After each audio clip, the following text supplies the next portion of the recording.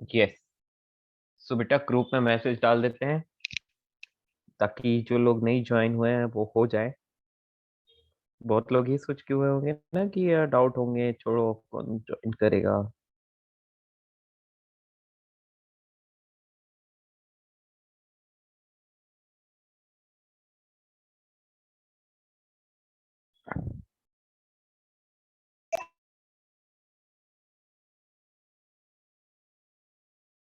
चलिए, so my dear friends, अपना जो न्यू चैप्टर है वो है हीट एंड थर्मोडायनेमिक्स। ठीक है, हीट एंड थर्मोडायनेमिक्स में पहले मैं आपको स्टार्ट करना चाहूंगा KTG, kinetic theory of gases. ठीक है, तो इसको क्या है कि बहुत ज्यादा डिटेल में पढ़ने की जरूरत नहीं है, जस्ट बेसिक बेसिक फॉर्मूलाज है और उन पर बेस्ड क्वेश्चन आते हैं, इसलिए हम लोगों को उस चीज को थोड़ा अच्छे से एक बार देखना है। ठीक है, सो यही सेम चैप्टर आपको केमिस्ट्री में भी मिलेगा। क्या केमिस्ट्री में हीट एंड थर्मोडायनेमिक्स आ चुका है? यस बोलो ये। ओके, तो ये आप ऑलरेडी पढ़ चुके हैं राइट, केमिस्ट्री में। तो बस वही चीजें यहाँ पर भी, अलग कुछ नहीं है, सेम है ना। अच्छा बेटा, आरएमएस स्पीड क्या होता है? आरएमएस स्पीड मतलब कितना, उसका फॉर्मूला क्या होता है आरएमएस स्पीड का? Root mean square speed. याद है किसी को? केमिस्ट्री में पढ़ चुके हो ना। √8/3 into I think velocity. √3 RT/m। Okay, √3 RT/m। Okay, चलिए कोई बात नहीं, मैं नोट करवा लेता हूँ। तो बेटा काइनेटिक थ्योरी ऑफ गैसेस सिर्फ थ्योरी थ्योरी है थोड़ी सी, तो आज की क्लास में अपन मोस्ट प्रोबेबली यही करेंगे और नेक्स्ट क्लास में अपन हीट एंड थर्मोडायनेमिक्स स्टार्ट करेंगे। ठीक है, रेडी? तो इसके डेरिवेशंस बिल्कुल भी इंपॉर्टेंट नहीं है, इसलिए मैं डायरेक्टली आपको फॉर्मूला लिखवाऊंगा। ठीक है, क्योंकि इसका डेरिवेशन कहीं कुछ भी काम नहीं आने वाला है। हाँ, कैसे आया इसका आइडिया जरूर दूंगा। ठीक है ना, चलिए। सो सबसे पहले हेडिंग डालिए चैप्टर की बेटा, kinetic theory of gases. Kinetic theory of gases. ठीक है, तो बेटा जो काइनेटिक थ्योरी ऑफ गैसेस है वो क्या है, कुछ बेसिक अजम्पशंस है ना। ये सच नहीं है, अजम्पशंस है। ठीक है, इस पूरी थ्योरी को समझने के लिए कुछ अजम्पशंस लिए गए हैं। वो अजम्पशंस जो है हम लोग डिस्कस करेंगे सबसे पहले। तो बेटा लिखते जाओ, ऑटोमेटिक समझ में आता जाएगा। यहाँ पर अलग से समझने के लिए कुछ भी नहीं है ना। सर अच्छा, हम पर अभी ये क्या कर रहे हैं? है क्या, इसकी बात करते हैं। हम बेटा kinetic theory of gases new chapter start कर रहे हैं। ठीक है, okay sir. Hello. So it's not a part of heat and thermodynamics. It's the part of heat and thermodynamic, मतलब it is part of thermal physics. Okay, it is the part of thermal physics only.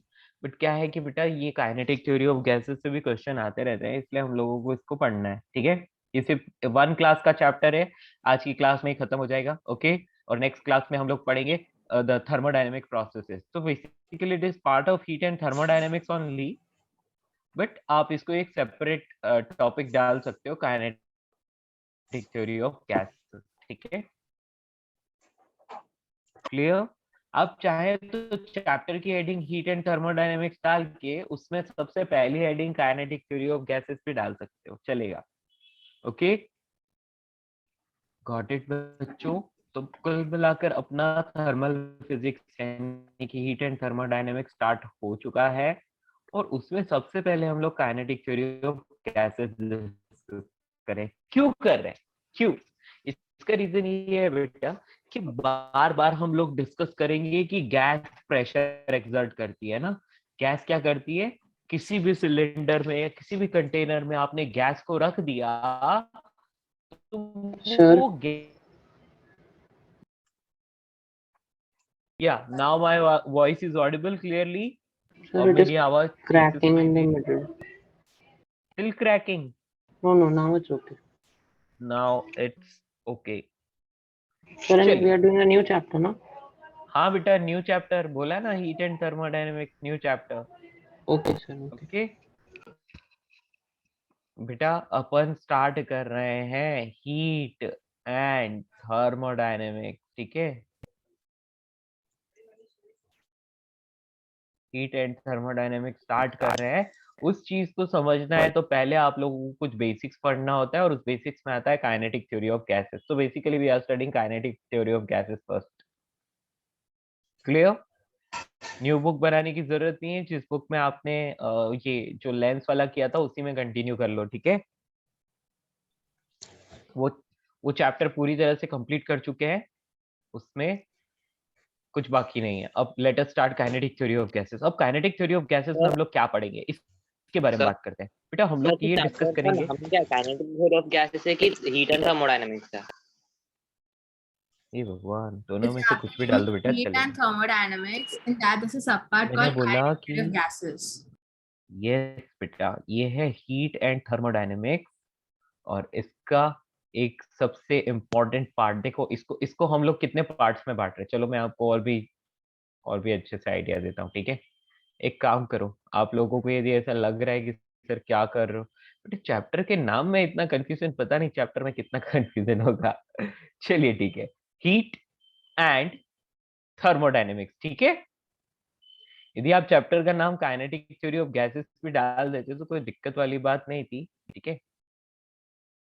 अब मैं क्यों बोल रहा हूँ ऐसा, बेटा होता क्या है, हमारे पास जो थर्मोडायनेमिक्स है या फिर उसको थर्मल फिजिक्स बोल सकते हैं, ठीक है। नोट नहीं करना है, सिर्फ देख लो। इसमें हम लोग क्या क्या पढ़ेंगे। सबसे पहले हम लोग पढ़ेंगे kinetic theory of gases, KTG, ठीक है। केटीजी को करने के बाद नेक्स्ट हम लोग पढ़ेंगे थर्मोडायनेमिक प्रोसेसेस, थर्मोडायनेमिक प्रोसेसेस, ठीक है।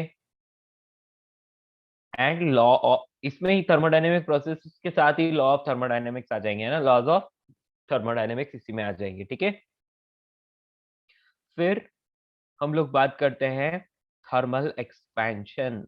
थर्मल एक्सपेंशन, थर्मल एक्सपेंशन के बाद नेक्स्ट जो टॉपिक आता है that is heat transfer, heat transfer, ठीक है। तो बेसिकली ये जो थर्मोडायनेमिक्स है, ये थर्मोडायनेमिक्स 1 2 3 एंड 4 4 पार्ट्स में कैटेगराइज कर दी है, ठीक है ना। तो केटीजी के लिए आपको सिर्फ एक ही लेक्चर लगेगा, थर्मोडायनेमिक प्रोसेसेस के लिए 2 लेक्चर्स लगेंगे या 3 लेक्चर्स भी लग सकते हैं।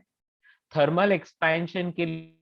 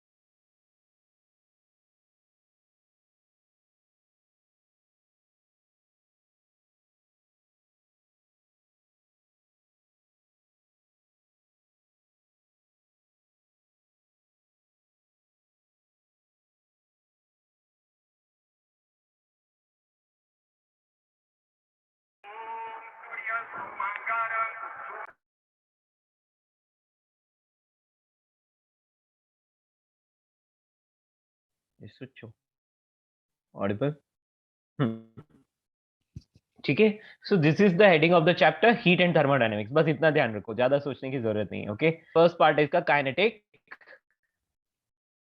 थ्योरी ऑफ गैसेस, ठीक है। काइनेटिक थ्योरी ऑफ गैसेस लिख लो, काइनेटिक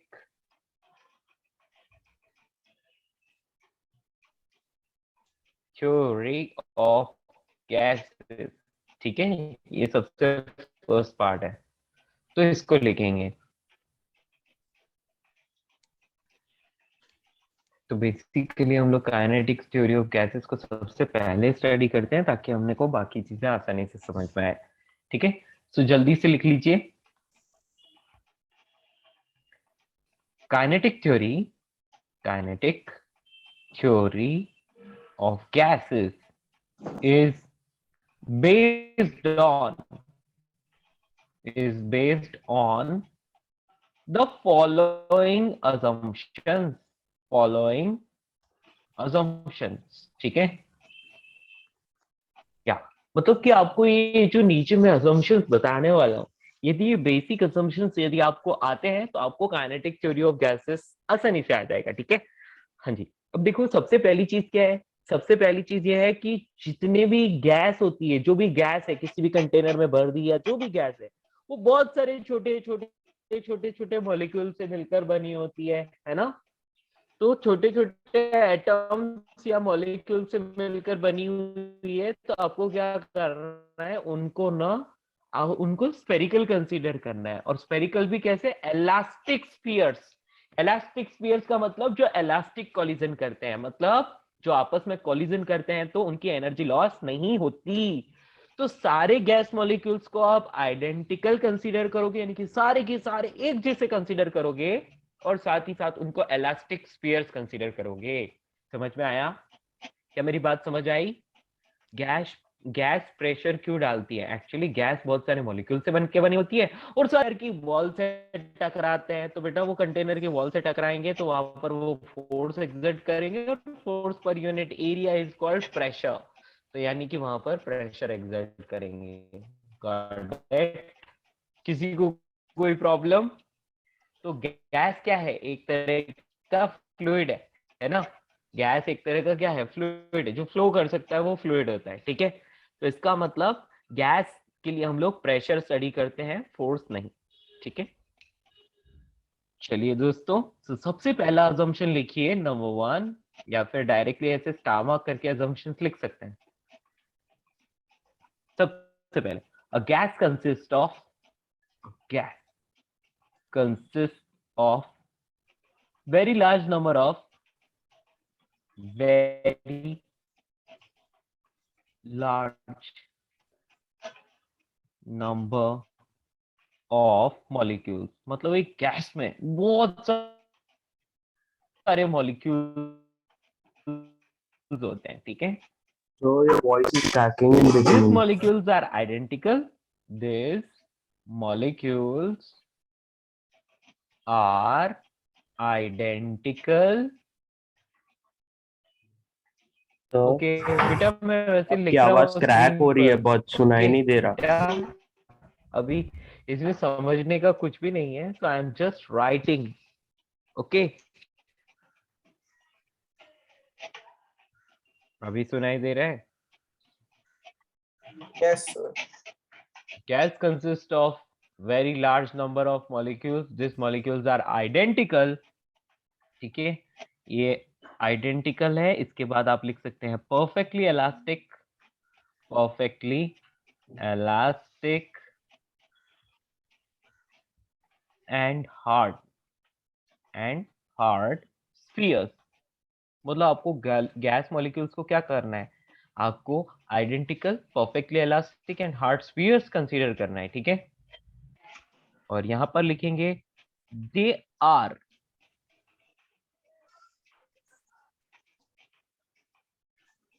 यस बेटा आप लोगों को ये लिखना है सब कुछ, ठीक है ना। You have to write this, okay. बेटा इसको मगअप करने की जरूरत नहीं है, जस्ट रीड वंस और आपको समझ में आ जाएगा कि है क्या। So just write down this, okay.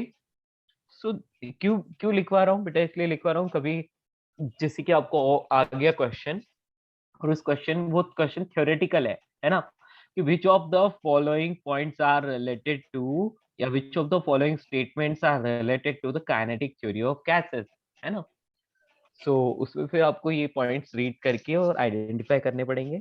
और बहुत ही सिंपल है, देखो बहुत ही सिंपल से पॉइंट है ना, यहाँ इनको मगअप करने की जरूरत नहीं है, जस्ट पढ़ने की जरूरत है, ठीक है।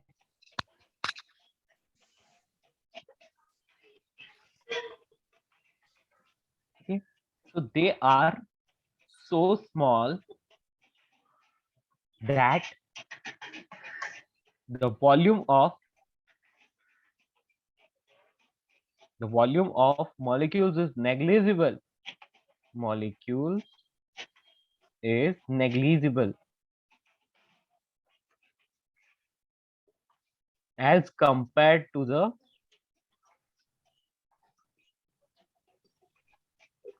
वॉल्यूम ऑफ गैस, या फिर we can say volume of जिस भी कंटेनर में भरा हुआ है ना, तो उसका तो गैस ही लिख लो। हाँ, अब बेटा क्या मतलब है इस सब चीज का? इसका सिर्फ ये मतलब है कि कोई भी गैस है तो गैस बहुत सारे मॉलिक्यूल से मिलकर बनी होती है। उसके मॉलिक्यूल्स बेटा वो किसी भी शेप के हो, उनको आप क्या करोगे, उनको स्फेरिकल शेप का मानोगे। समझ में आया? उसके मॉलिक्यूल्स को आप स्फेरिकल शेप का मानोगे। और स्फेरिकल कैसे? स्फेरिकल मतलब हार्ड स्फीयर का मतलब क्या हो गया? हार्ड स्फीयर मतलब उसके शेप को डिफॉर्म नहीं कर सकते, ठीक है। कॉलिजन होगी तो उसका शेप डिफॉर्म नहीं होगा, वो स्फीयर है तो स्फीयर ही रहेगा, ठीक है। Next, perfectly elastic. Perfectly elastic मतलब उनमें कॉलिजन हो रही है, टक्कर हो रही है, वो आपस में टकरा रहे हैं, तो कोई एनर्जी का लॉस नहीं हो रहा है एंड मोमेंटम कंजर्व रहेगा। एंड नेक्स्ट, आइडेंटिकल मतलब सब के सब एक जैसे, ठीक है, सारे के सारे एक जैसे मॉलिक्यूल्स कंसीडर करने हैं। ओवर, ठीक है। अब नेक्स्ट बात क्या लिखिए बेटा, कि वो मॉलिक्यूल इतने छोटे हैं, इतने छोटे हैं, इतने छोटे हैं कि हम उनको देख ही नहीं पाते। तो इसका मतलब पूरी गैस का जो वॉल्यूम है उसके कंपैरिजन में यदि हम मॉलिक्यूल का वॉल्यूम देखें तो वो नेग्लिजिबल है, ठीक है। बस ये फर्स्ट अजम्पशन है। अभी हम बात करते हैं नेक्स्ट की। तो नेक्स्ट पॉइंट लिखेंगे हम लोग। बेटा इसमें कुछ भी ज्यादा समझने का नहीं है, मुझे नहीं लगता इसमें कुछ डाउट होगा। Any doubt? ठीक है ना, just read the point. It is like अपने आप में ये खुद ही सब कुछ एक्सप्लेन कर रहा है, राइट। तो ये अजम्पशन है ना, ऐसा नहीं है कि ऐसा होता है, ऐसा अजम्पशन लिया है ताकि इस थ्योरी को समझ पाए। तो molecules do not have, next point है, molecules do not have any preferred direction of motion, any preferred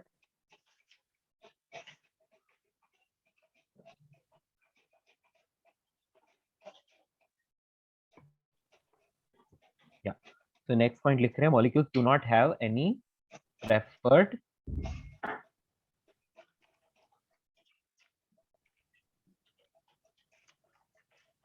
direction of motion, direction of motion,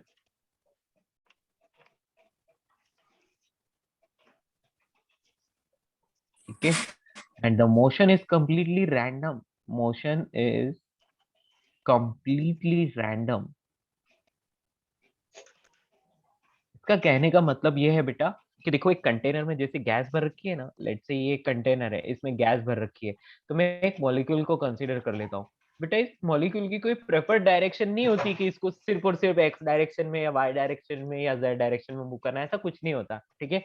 इसके पास बस मोशन होती है, ये चलता है, किसी और से टकराता है, फिर ऐसे हो, इस तरफ इसकी वेलोसिटी हो जाती है, फिर किसी और से टकराएगा तो ऐसे हो जाएगी, ऐसे ऐसे। तो बेटा ये रैंडमली पूरा हमेशा ये ऐसे चलता रहता है, और टकराने के बाद इसकी वेलोसिटी की डायरेक्शन चेंज हो जाती है। तो basically its motion is completely random, there is no certain direction of its motion, okay. इसके मोशन की कोई फिक्स डायरेक्शन नहीं होती, बस ये कंप्लीटली रैंडम मोशन में चल रहा है, ठीक है। सर हाँ बोलो। सर, ये जो थर्ड पॉइंट है ये असम्पशन क्यों है? ये सेकंड तो पॉइंट है, ये सॉरी, सेकंड पॉइंट है। सेकंड पॉइंट असम्पशन क्यों है? मतलब ये तो असली में भी होता है ना। हाँ भले ही होता है, लेकिन हम लोगों को ऐसा अजम्पशन लेके चल रहे हैं, ठीक है। अच्छा, ओके सर। कोई चीज सच है चाहे नहीं है, पर हम लोगों को ऐसा मान के चलना है कि ऐसा होता है, ठीक है। Okay okay.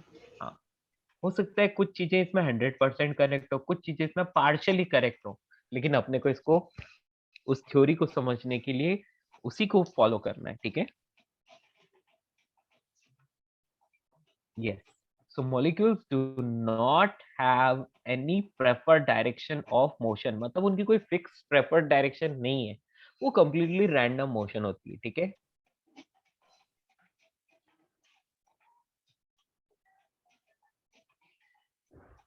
क्लियर? इतना समझ में आया? ऑब्वियसली ये सारी चीजें आपको केमिस्ट्री में भी मिली है ना। या बेटा अब मैंने एक और बात बोली थी क्या, फर्स्ट पॉइंट में मैंने आपको बोला है कि वो एक इलास्टिक कोलिजन है बेटा। इलास्टिक कोलिजन कभी भी होती है यदि सेम मास हो और हेड ऑन इलास्टिक कोलिजन होती है तो वेलोसिटीज आपस में एक्सचेंज हो जाती है, यानी कि there is no loss of energy, velocity कम नहीं होगी, ठीक है। इसीलिए ये अजम्पशन माने गए हैं। तो next point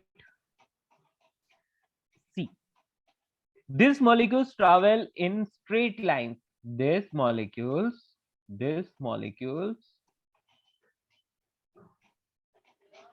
travel in straight line. ये स्ट्रेट लाइन में चलते हैं और कॉलिजन के बाद इनका पाथ चेंज हो जाता है। देखो ये ऐसे चल रहा है, यहाँ टकराया है, टकराने के बाद ऐसे, फिर टकराने के बाद फिर से इसकी डायरेक्शन चेंज, फिर टकराने के बाद डायरेक्शन चेंज, टकराने के बाद डायरेक्शन चेंज, इस तरह से ये कंप्लीटली रैंडम मोशन होती है, बट ये हमेशा क्या करते हैं, स्ट्रेट लाइन में चलते हैं, ठीक है।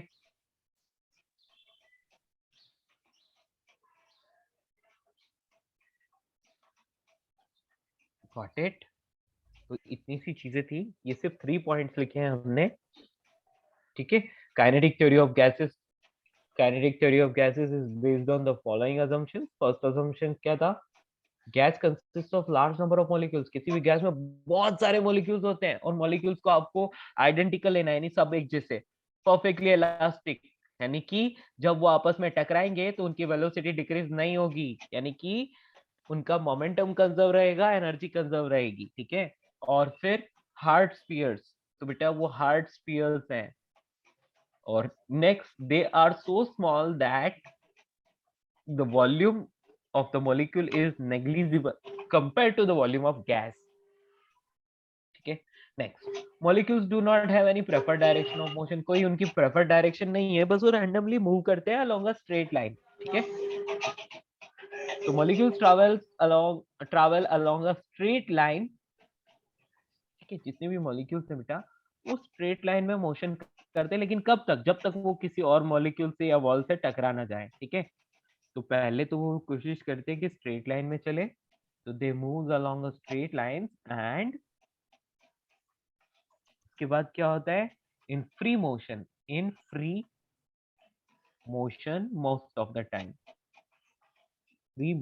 मोस्ट ऑफ द टाइम, हाँ जी बेटा, जैसे मैं आइडियल गैस की बात कर रहा हूँ, ठीक है बेटा। आइडियल गैस में टू मॉलिक्यूल्स के बीच में आपस में जो अट्रैक्शन फोर्स होता है उसको नेग्लिजिबल मानते हैं हम लोग, पता है। उसको आपको क्या करना है, नेग्लिजिबल मानना है, okay.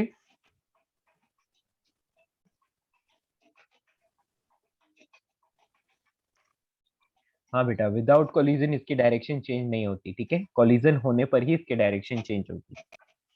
So this molecule travel in a straight line and in free motion most of the time। मतलब वो completely free motion बिना किसी attraction या repulsion force के वो आराम से travel करते हैं, ठीक है बेटा। हम लोग ये आइडियल गैस के लिए कंसीडर कर रहे हैं, आइडियल गैस। और आइडियल गैस किसको बोलते हैं, जिसके मॉलिक्यूल्स के बीच में वांडर वॉल फोर्स नेग्लिजिबल हो, ठीक है ना। फ्री मोशन का मतलब है बेटा बिना किसी फोर्स के इफेक्ट में, इसको फ्री मोशन बोल रहे हैं, ठीक है।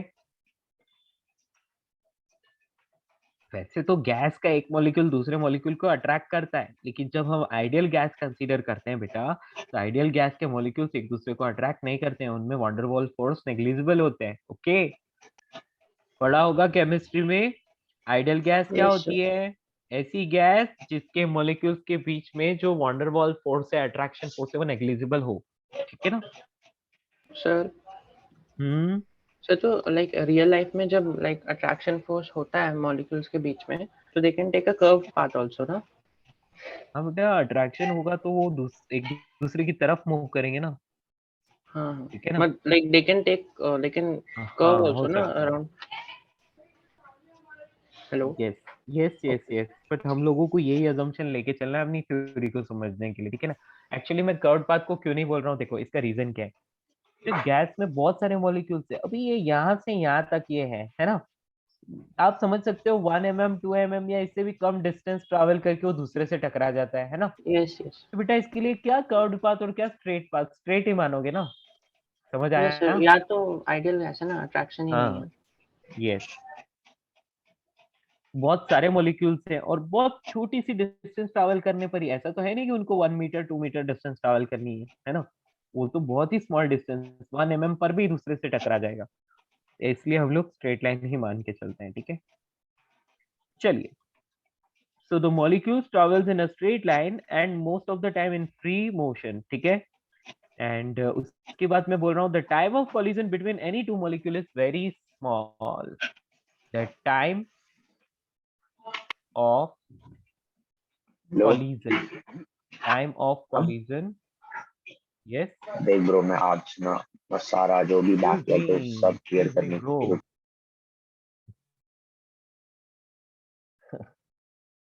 The time of collision yeah beta, time of collision between any two molecules is very small. Any two molecules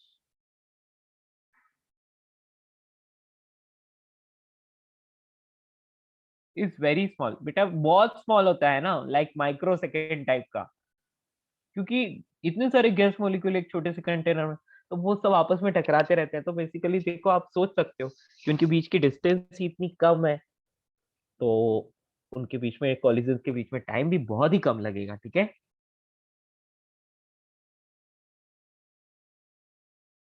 next बेटा, ये अजम्पशंस हैं, आप लोगों को अच्छे से लिखना है, घर पे अच्छे से एक बार इसको पढ़ना है, मगअप करने की जरूरत नहीं है, सब चीजें इजीली समझ आती है, ठीक है ना।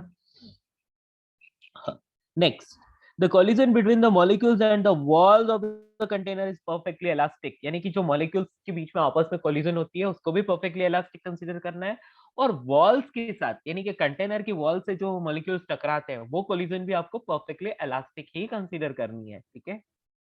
इसको भी लिख लेते हैं हम लोग, the collision between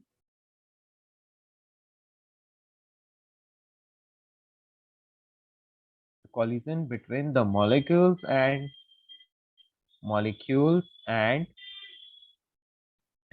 the walls of container, the walls of container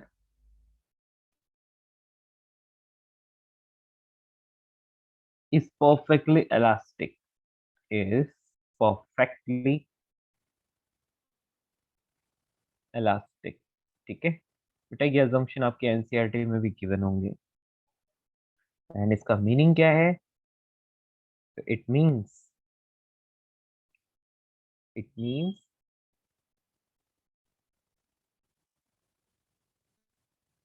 तो मतलब तो यही है कि टकराने के बाद जिस वेलोसिटी से टकराया उसी वेलोसिटी से रिबाउंड होगा, तो उसी वेलोसिटी से रिबाउंड होगा, इसका मतलब क्या होगा? उसकी काइनेटिक एनर्जी जो रहेगी वो कंजर्व रहेगी, वो सेम रहेगी। It means kinetic energy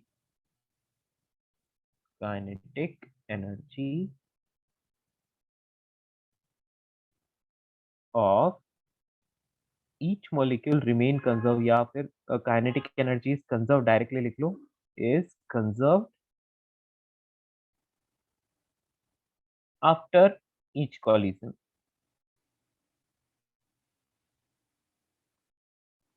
sir हम डायरेक्टली लिख सकते हैं इनर्शियल मोमेंटम इज कंजर्व्ड।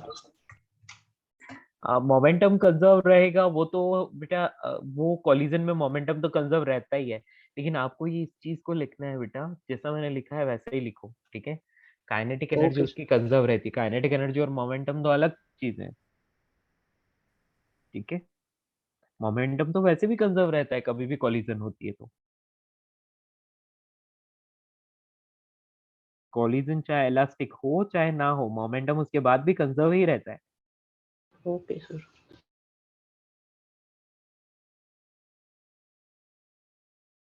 ठीक है,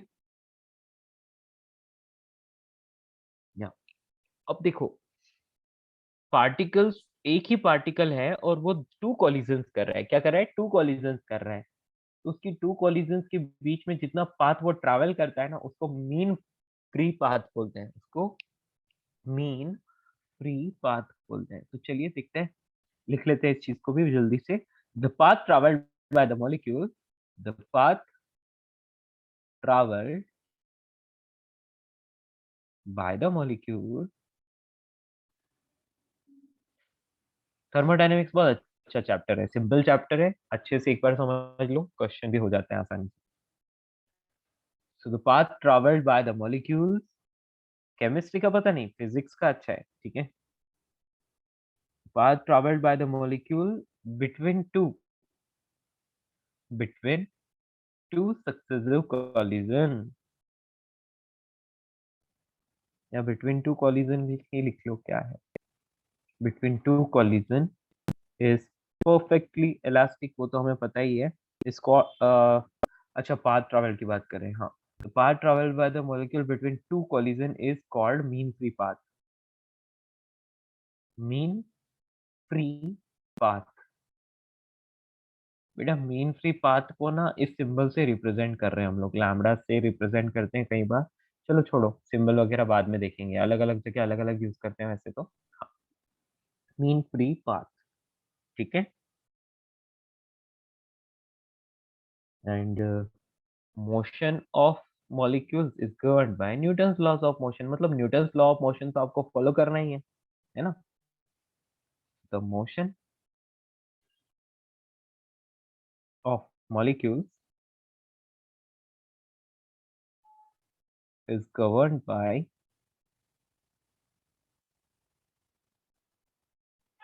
Newton's laws of motion।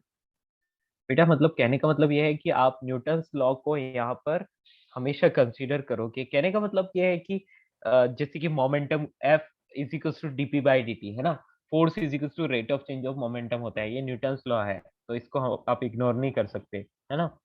एक पार्टिकल यदि स्ट्रेट लाइन के अलोंग चल रहा है तो वो तब तक स्ट्रेट लाइन में चलेगा जब तक उस पर कोई एक्स्ट्रा फोर्स या एक्सटर्नल फोर्स ना लगे या उसकी कहीं कोलिजन ना हो जाए, ठीक है। ये भी न्यूटन्स लॉ है। फिर नेक्स्ट क्या है, यदि कोई एक मॉलिक्यूल दूसरे मॉलिक्यूल पर फोर्स अप्लाई कर रहा है तो दूसरा मॉलिक्यूल भी उस मॉलिक्यूल पर उतना ही फोर्स अप्लाई कर रहा है, इक्वल एंड अपोजिट, तो न्यूटन के लॉज यहाँ पर फॉलो होंगे, ठीक है। और ये चीज हो गई। अब लास्ट पॉइंट, बेटा गैस मॉलिक्यूल इतने छोटे हैं, इतने लाइट है कि उस पर ग्रेविटी को इग्नोर करना है, ठीक है। So the effect of gravity, the effect of gravity on the molecule या ऑन द मोशन लिख सकते हैं, on the motion of molecule is negligible, is negligible, ठीक है। दैट्स ऑल, यही सारे पॉइंट्स हैं और कुछ नहीं, इतने पॉइंट्स हैं। ये सारे पॉइंट्स कंसीडर करके चलने हैं जब आपको समझना है काइनेटिक थ्योरी ऑफ गैसेस, ठीक है।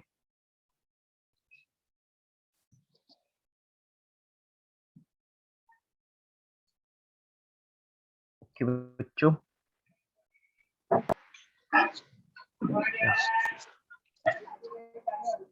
तो इसका पूरा डेरिवेशन होता है और हम लोगों को उस डेरिवेशन में ज्यादा कुछ सोचने की जरूरत नहीं है, उसको याद रखने की जरूरत नहीं है, ठीक है।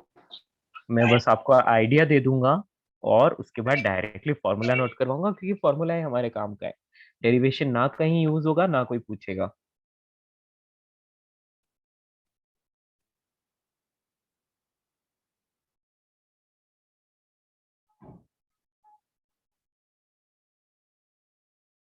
या नोट किया, ये फर्स्ट पॉइंट था, ये second, third, fourth, fifth, six and seven, total 7 points.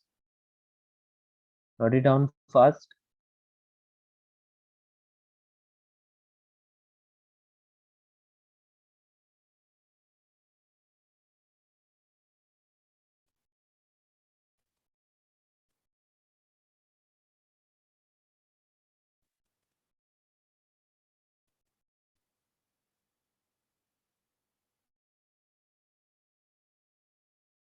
Quickly note down. Yes बेटा, मॉलिक्यूल्स पर नेग्लिजिबल माननी है ग्रेविटी को, ग्रेविटी के इफेक्ट को नेग्लिजिबल कंसीडर करना है, क्योंकि मॉलिक्यूल इतने छोटे होते हैं कि ग्रेविटी उन पर इफेक्टिव नहीं होती। बेटा ग्रेविटी मॉलिक्यूल्स पर इतनी इफेक्टिव नहीं होती, इसीलिए गैस हवा में उड़ पाती है, वरना आके यहाँ पर हम बोल सकते हैं अर्थ की सरफेस पर बैठ जाते सारे मॉलिक्यूल्स, नहीं तो, ठीक है ना। सर तो उसका मास मॉलिक्यूल्स, ही नहीं होता ना, इसलिए ना। मास होता है, मास नहीं, होता है like very लेकिन small. बहुत कम होता है, वेरी स्मॉल।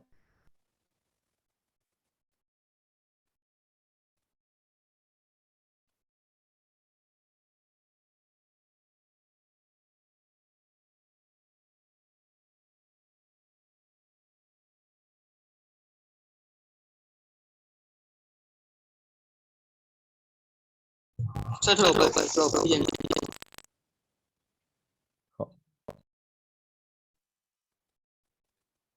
कौन सा पॉइंट? Sir second third. ये फर्स्ट था, ये सेकंड थर्ड, ठीक है।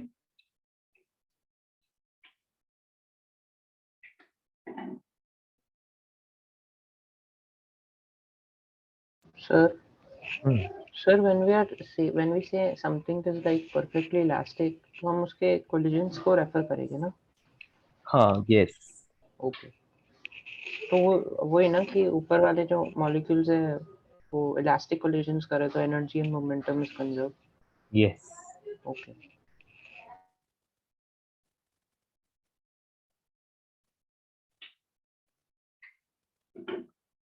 ठीक है, नोट किया।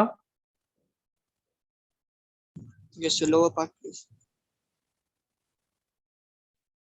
5, 6 and 7।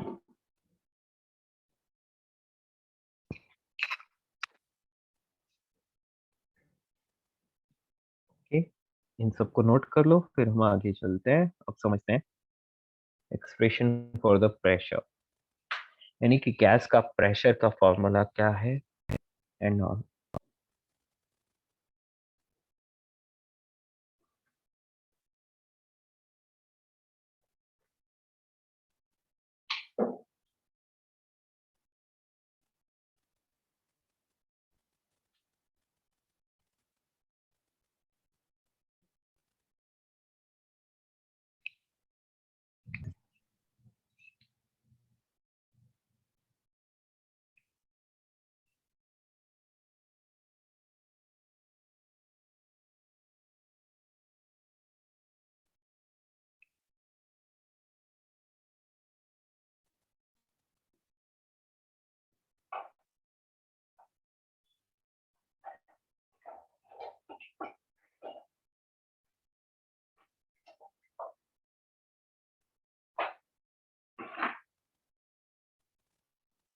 हो गया कंप्लीटेड?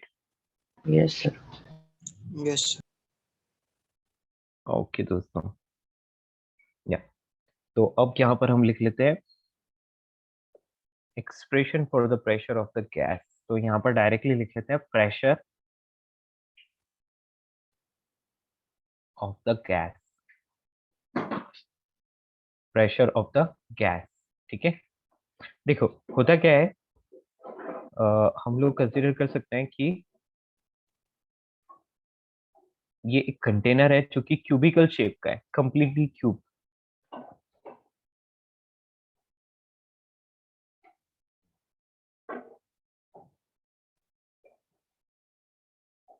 तो ये आपने एक क्यूब ले लिया, ठीक है, और इस क्यूब में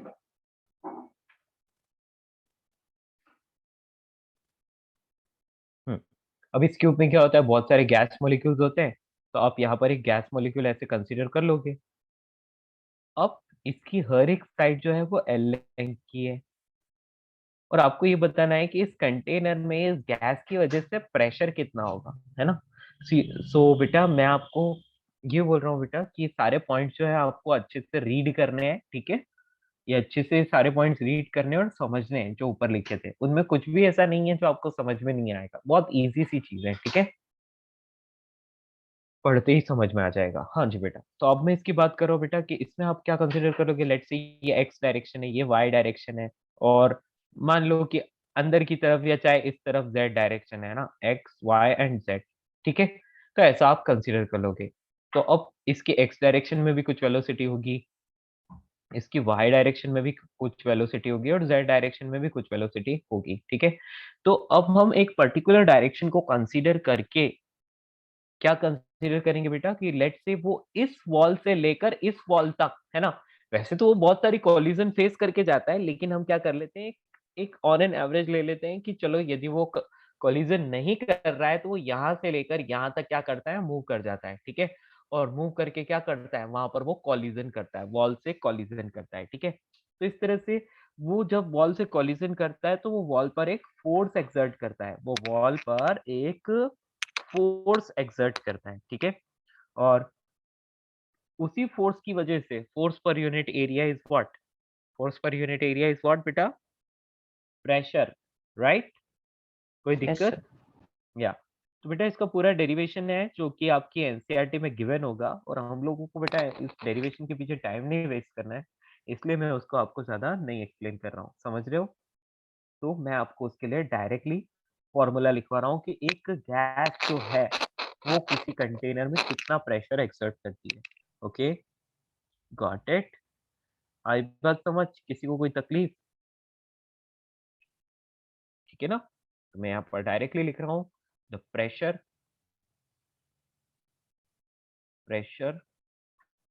exerted by the molecules या फिर प्रेशर ऑफ द गैस बोल सकते हैं, मॉलिक्यूल्स और the pressure of the gas वो कितना होता है। सो उसके लिए आपको ये फॉर्मूला हमेशा याद रखना है, P is equals to 1/3 rho, और बेटा इसको मैं लिख रहा हूं इस तरह से, ये वाला ब्रैकेट हमेशा किसको रिप्रेजेंट करता है? ये ब्रैकेट हमेशा मीन या फिर एवरेज को रिप्रेजेंट करता है, ठीक है ना? ये ब्रैकेट कभी भी इस तरह का बना हुआ है ना, ये ऐसा ब्रैकेट यदि आपके सामने है तो वो मीन या फिर एवरेज को रिप्रेजेंट करता है, रिमेम्बर, गॉट इट? ऐसे ये फॉर्मूला आपको याद रखना होगा। यहाँ पर मैं लिखवा रहा हूँ कि कौन सी चीज क्या है। P फॉर प्रेशर, ठीक है, वो तो हमने लिख ही लिया है, pressure of the gas. Raw means density of gas, ठीक है ना? रॉ क्या होता है? Density of gas. Okay, raw density होता है, और ये जो V को ब्रैकेट में करके स्क्वायर लिखा है बेटा, ये क्या है? इसको बोलते हैं हम लोग मीन स्क्वायर स्पीड। क्या बोलते हैं? Mean square speed, mean square speed of molecules. तो बच्चों, मैं डेरिवेशन के पीछे टाइम वेस्ट नहीं करके सिर्फ जो आपके लिए इंपॉर्टेंट है उसी चीज को आपके सामने रख रहा हूँ, ठीक है ना? Sir, हाँ बेटा बोलो। sir, in mean we squared if the do we sir बेटा one minute. बेटा Sir, मीन स्क्वायर, हाँ, do we what? do we find the mean of the square speed, or do we first find the mean speed and then square the speed? No बेटा, हम लोग क्या करते हैं बेटा, ये मीन स्क्वायर स्पीड का मतलब ये है कि हमने सारी स्पीड को स्क्वायर किया और उसका मीन फाइंड किया, ठीक है? Okay, Okay, sir. हाँ। First we square all the speeds, v1 square plus v2 square plus v3 square plus v4 square, so on, है ना? Got it? और after that we will take its mean and we'll we'll call it mean square speed, that's all. Okay, समझ में आया आपको? Yes, sir. Yes, ठीक है, आगे बढ़े। चलिए, तो ये बेसिक सी चीज है, और इसके बाद हम लोग जानते हैं क्या, PV is equals to nRT होता Pull up है। one. Yes yes yes, any doubt? No, sir, just wanted a copy. या तो बेटा एवरेज और मीन एक ही तो चीज होती है, एवरेज और मीन क्या है? सेम ही चीज है ना? तो इसलिए आप इसको क्या बोलोगे बेटा? इसको मीन स्क्वायर स्पीड बोलोगे, ठीक है? मीन स्क्वायर स्पीड, यानी कि स्क्वायर ऑफ स्पीड का मीन ले लिया आपने।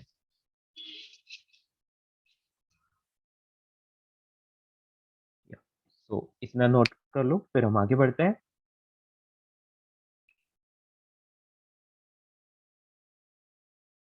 Sir, हाँ बेटा बोलो। sir, जो V है, is it like root mean square velocity? हमने क्योंकि केमिस्ट्री में सेम फॉर्मूला बेटा पढ़ा इस था। पर हाँ वो भी आएगा अभी, ठीक है ना? देखो, ये मीन स्क्वायर वेलोसिटी, इसके ऊपर रूट लगा लो तो ये रूट मीन स्क्वायर वेलोसिटी बन जाएगा, ठीक है ना? इसको भी RMS बोलेंगे फिर।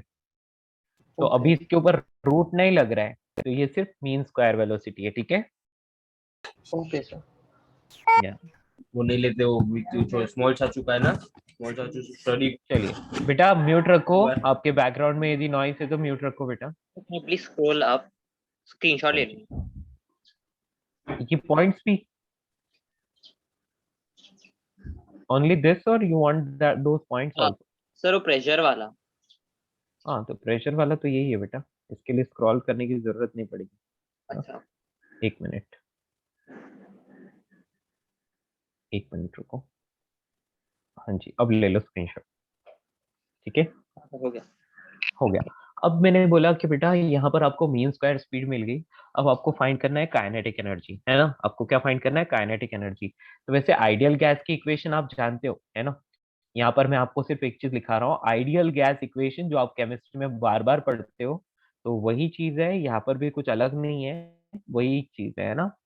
तो आइडियल गैस इक्वेशन क्या होती है, यहाँ पर इसलिए लिखवा रहा हूँ क्योंकि आप भूल गए हो तो आपको याद आ जाए। PV is equals to NRT होता है, याद है। पी क्या होता है? Pressure, V4 volume of gas, N4 number of mole, R4 gas constant और T4 टेम्परेचर इन केल्विन। ठीक है ना, टेम्परेचर इन केल्विन। ऐसा नहीं कि आप रख लो उसमें डिग्री सेल्सियस में, गलत हो जाएगा, केल्विन में रखना है। ठीक है, absolute temperature kelvin. Got it? कोई प्रॉब्लम तो नहीं? चलिए, ये फर्स्ट फॉर्मूला हुआ आपका प्रेशर का।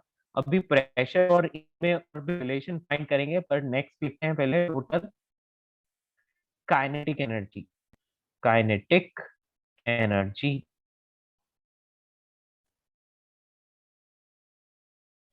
अच्छा बेटा एक बात बताओ, अच्छा इससे पहले मुझे एक और बात बताओ। हाँ, आपको ये दे रखा है रॉ, है ना, यानी कि डेंसिटी। डेंसिटी क्या होता है? मास बाय वॉल्यूम, है ना।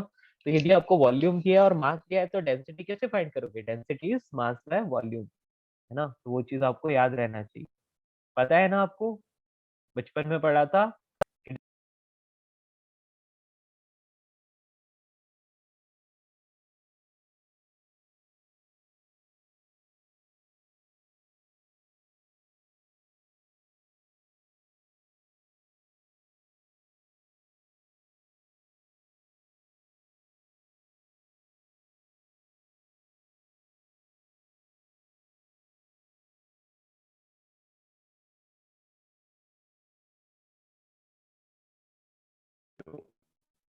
ऑडिबल बेटा, यहाँ पर जो ब्रैकेट में लिखा है वो छोटा भी है, छोटा भी वेलोसिटी को रिप्रेजेंट करता है। ये rho is equals to capital M upon capital V, this capital V represents volume, है ना। तो ये बस मैं आपको बता रहा हूँ कि density is equals to mass by volume होता है, इस चीज को आपको भूलना नहीं है ना। चलिए, तो PV is equals to NRT, ये क्या है बेटा? आइडियल गैस इक्वेशन है। अब हम लिखते हैं total kinetic energy of gas. ठीक है, total kinetic energy of gas. सो उसके लिए हम लोग लिख सकते हैं that is half capital M into mean square speed. अब देखो ये एम क्या है? ये गैस का मास है, और ये मैं मीन स्क्वायर स्पीड क्यों ले रहा हूँ? मैं चाहूँ तो मॉलिक्यूल की भी वेलोसिटी ले सकता हूँ। तो मॉलिक्यूल की वेलोसिटी इसलिए नहीं ले रहा हूँ क्योंकि बेटा वो क्या रहती है, कंप्लीटली रैंडम रहती है, और बहुत सारे मॉलिक्यूल्स है, तो हम ऑन एन एवरेज उनकी मीन स्क्वायर स्पीड लेते हैं। ठीक है, अच्छा इतना समझ आया? कोई दिक्कत किसी को? No, hello okay. बच्चों, किसी को कोई भी प्रॉब्लम?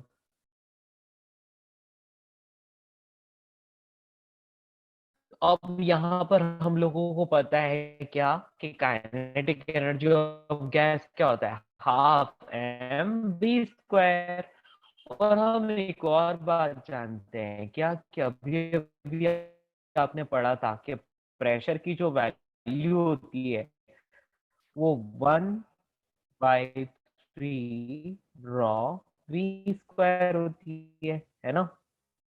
ओके, क्या मैं इसको मास बाय वॉल्यूम में कन्वर्ट कर सकता हूँ? तो मैं इसको लिख सकता हूँ P इज इक्वल टू 1/3, यहाँ पर डेंसिटी को मास बाय वॉल्यूम और ये v का स्क्वायर, ठीक है बेटा। ये ब्रैकेट में v छोटा वाला है, बाहर वाला v वॉल्यूम वाला v है, बड़ा वाला v, ठीक है। तो इससे आपको क्या मिल रहा है m वैल्यू है ना, m v स्क्वायर, इसकी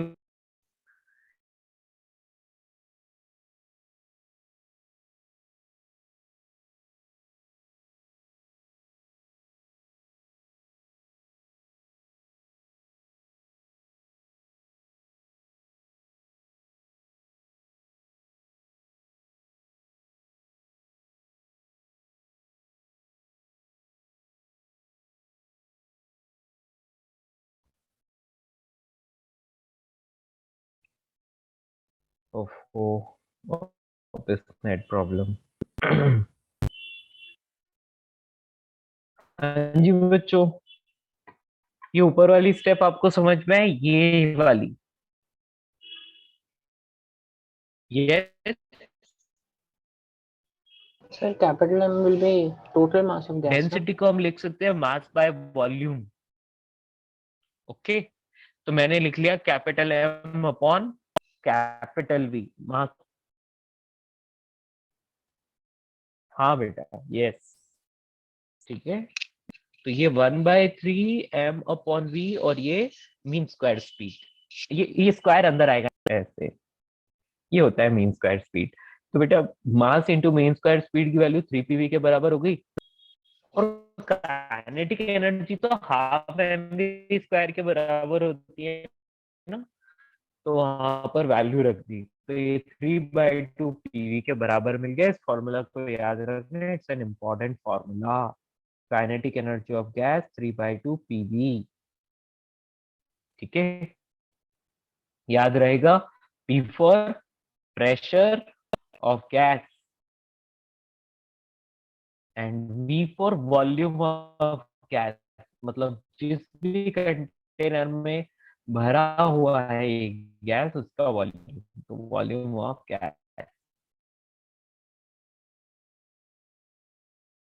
दैट्स ऑल। तो देखो सिंपल सा फॉर्मूला है, kinetic Sir, your voice is cracking a lot. Yes, sir. तो फॉर्मूला है, दोनों आपको याद रखना, ठीक है। और एक ideal gas, ideal gas equation बस मैंने ऐसे ही लिखा है ताकि आप लोग भूल गए हो तो आपको याद आ जाए।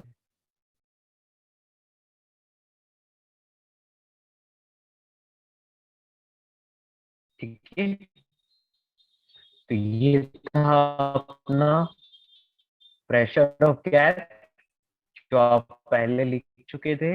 अब ये आइडियल गैस इक्वेशन आपको लिखना था, और इससे नीचे का एक्सप्रेशन।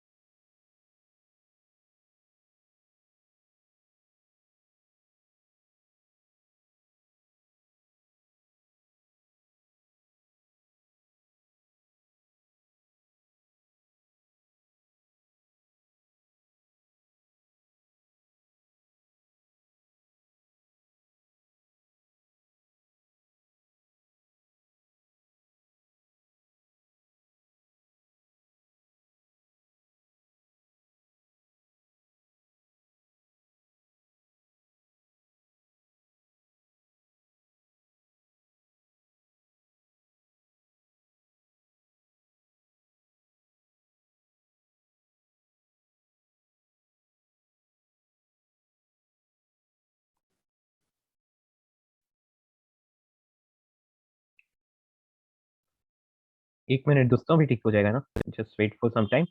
तब तक आप इसको नोट करो।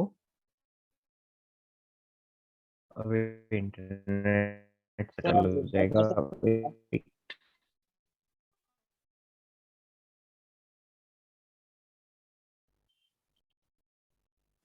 क्या हुआ बेटा? आप जूम आउट कर सकते हो क्या? मुझे थोड़ा ऊपर का भी देखना था। हाँ बीच जी, में भी डिस्कनेक्ट हो जाता है। ठीक है।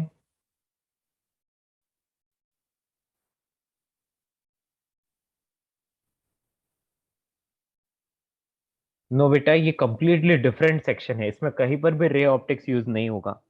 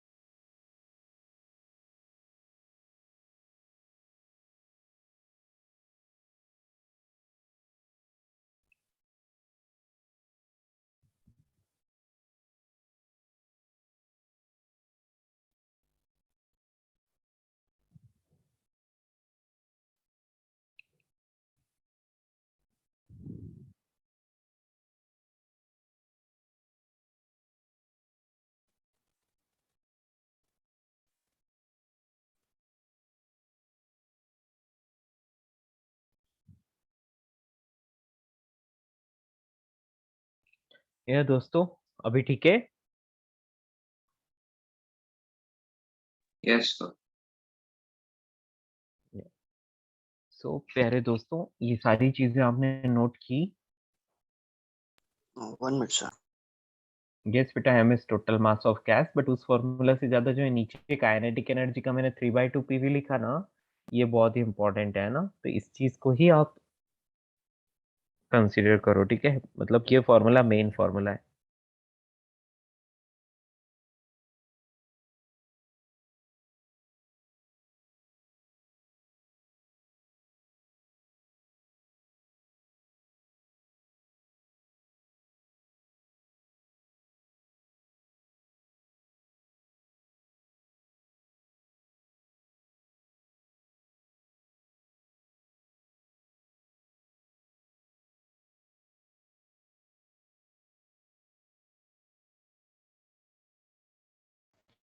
बेटा 3/2 के इससे बड़ा तो है, ऊपर लिखा हुआ तो है, ये देखो ना, प्रेशर की वैल्यू 1/स्पीड, और इससे क्या मिल जाएगा हमें?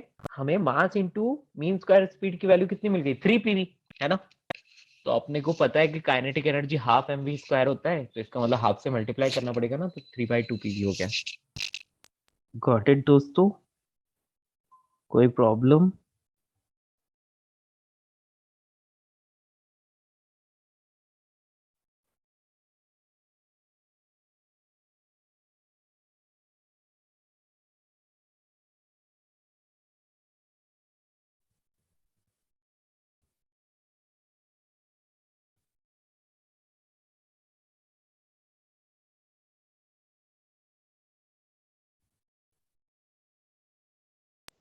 ठीक है, आगे बढ़े।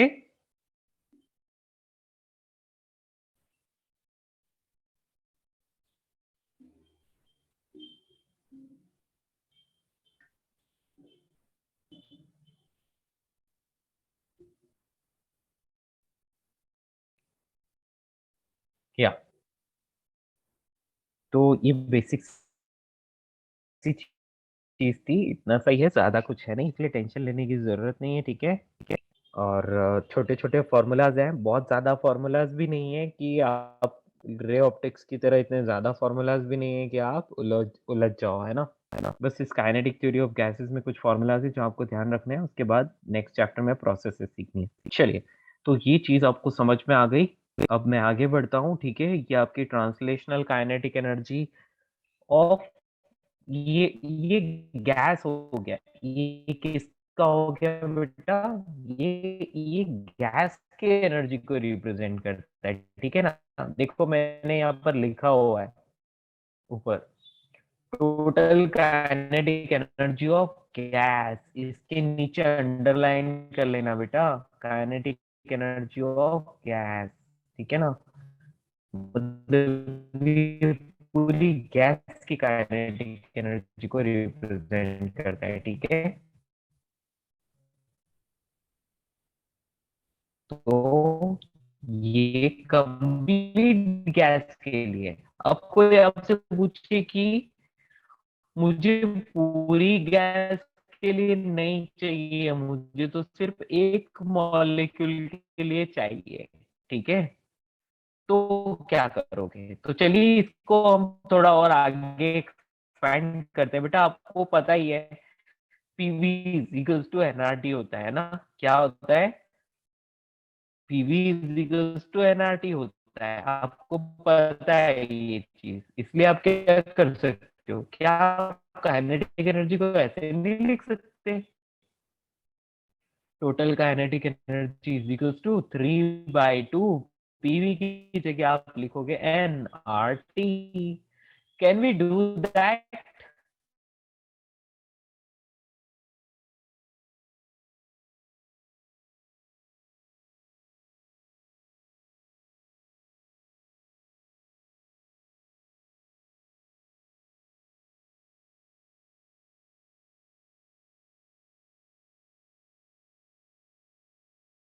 या अब नहीं होगी इंटरनेट पे प्रॉब्लम, मैंने पूरा कनेक्शन ही स्विच कर दिया है, ठीक है। चलिए, तो अब मेरी आवाज क्लियरली सुनाई दे रही है दोस्तों? Yes yes sir. यस। अब मुझे नहीं लगता कि डिस्टरबेंस होगी, फिर भी होती है तो फिर मैं कुछ नहीं कर पाऊंगा। लेट्स सी क्या होता है, पर मुझे लगता है कि अब कुछ प्रॉब्लम नहीं आएगी, ठीक है ना, मैंने कनेक्शन स्विच कर दिया है। चलिए, तो बेटा यहाँ पर ये जो टू फॉर्मूलाज है किसको रिप्रेजेंट करते हैं? ये रिप्रेजेंट करते हैं total total translational translational kinetic energy, या फिर टोटल काइनेटिक एनर्जी आप बोल सकते हो इसको, काइनेटिक एनर्जी ऑफ गैस, ठीक है ना, ये गैस की काइनेटिक एनर्जी को रिप्रेजेंट करते हैं। तो ट्रांसलेशनल काइनेटिक एनर्जी क्या होता है बेटा? पार्टिकल अपने प्लेस से, अपनी पोजीशन से किसी और पोजीशन पर मूव कर रहा है, इसको ट्रांसलेशनल काइनेटिक एनर्जी बोलते हैं, ठीक है। यदि पार्टिकल रोटेट कर रहा होता, घूम रहा होता, तो उसको रोटेशनल काइनेटिक एनर्जी बोलते हैं, उसके काइनेटिक एनर्जी को, है ना। तो यदि वो मूव भी कर रहा है और रोटेट भी कर रहा है तो combined translational and rotational kinetic energy. But अपने सिर्फ बात कर रहे हैं कि पार्टिकल तो वैसे भी बहुत छोटा है, तो बहुत छोटा है तो उसकी रोटेशनल को क्या कंसीडर करना, सिर्फ और सिर्फ उसकी ट्रांसलेशनल काइनेटिक एनर्जी को ही हम लोग कंसीडर करेंगे, ठीक है। सर हाँ बेटा सर बोलो। Translational will be for only straight paths ना? हाँ बेटा, कुल मिला के वो एक प्लेस से दूसरे प्लेस पर पहुंच रहा है, तो ट्रांसलेशनल मतलब एक प्लेस से दूसरे प्लेस पर मूव करने के लिए, ठीक है। यहाँ पाथ की बात नहीं होती, जब एनर्जी की बात करते हैं तो पाथ की बात नहीं होती है, क्योंकि एनर्जी एक स्केलर क्वांटिटी है, ठीक है। ओके। या तो ये दोनों फॉर्मूलाज के लिए बेटा ऐसा लिख लेना कि ये क्या है, translational kinetic energy of gas को रिप्रेजेंट कर रहे हैं। चलिए आगे बढ़ते हैं। अब नेक्स्ट हम लोग लिखते हैं सर तो पूरा कीजिए ट्रांसलेशनल, ना। हाँ एक मिनट, ये लिख लेता हूँ word, translational kinetic energy energy of one molecule. अभी तक जो था वो पूरी गैस के लिए था, लेकिन अब आपको चाहिए कि सिर्फ एक मॉलिक्यूल के लिए आप फाइंड करो, ठीक है। बट आपको पता है इस ये आर जो है ये यूज होता है पूरी गैस के लिए, है ना। तो बेटा मॉलिक्यूल के लिए बोल्ट्जमैन कांस्टेंट में इसको कैसे कन्वर्ट कर सकते हैं आर को, किसी को पता है? Hello, how can we convert this R into Boltzmann constant? इन सर दोनों में आर रिलेशन बाय किसी को पता? N A. R by N A is equals to K, पक्का का? यस ठीक है। तो हम सिर्फ वन मॉलिक्यूल के लिए बात कर रहे हैं, तो बिल्कुल सही है। तो बेटा वन मॉलिक्यूल के लिए कभी भी आप यदि इस चीज को लिखना चाहते हो तो आप डायरेक्टली क्या लिख लोगे, 3/2 kT, है ना। देखो इसको लिखा, आगे बढ़े, तो हमें सिर्फ वन मॉलिक्यूल के लिए चाहिए, है ना। तो 1 मॉलिक्यूल के लिए बेटा आप इसको क्या लिख सकते हो, 3/2 के, के मतलब बोल्ट्जमैन कांस्टेंट, ठीक है ना, इनटू टी, ठीक है। ये फॉर्मूला भी आपको याद रखना है, बहुत बहुत इंपॉर्टेंट है, ठीक है। And it is independent of nature of gas, तो इस पर भी स्टार मार्क कर लेना, ठीक है। और ये क्या बोलोगे कि काइनेटिक एनर्जी, यहाँ पर हम लोग पॉइंट लिख सकते हैं, kinetic energy of a gas molecule, जब भी गैस मॉलिक्यूल की बात कर रहे हैं, is independent independent of nature of gas, nature of gas. तो वो कौन सी गैस है, कैसी गैस है, कोई फर्क नहीं पड़ता, आपको बस क्या करना है, आपको बस 3/2 kT ये फॉर्मूला यूज करना है, ठीक है। और 3/2 यहाँ क्या है? kT, ये kb क्या होता है उसके बारे में लिखवा रहा हूँ अभी, है ना। Here, ये जो बेटा kb लिखा हुआ है, इट इज बोल्ट्जमैन कांस्टेंट, ठीक है, बोल्ट्जमैन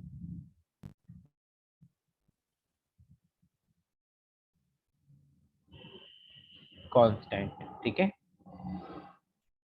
और T क्या होता है, तो T is temperature in kelvin, temperature in kelvin, ठीक है। ये केल्विन में टेम्परेचर है। और बेटा ये स्मॉल के लिखना है, अब कैपिटल के मत लिखना, ये जो केबी लिखा है दैट केबी स्मॉल के, है ना। बोल्ट्जमैन कांस्टेंट को स्मॉल के से रिप्रेजेंट करते हैं और केल्विन वाला कैपिटल के होता है, ठीक है।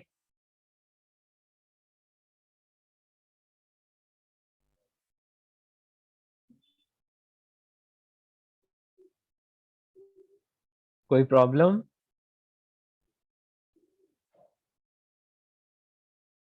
या अभी इस केबी की वैल्यू आपको पता नहीं है ऑब्वियसली, तो आप इसकी वैल्यू को लिख सकते हैं। अच्छा, यहाँ पर हम लोग इन दोनों की वैल्यूज को लिख लेते हैं।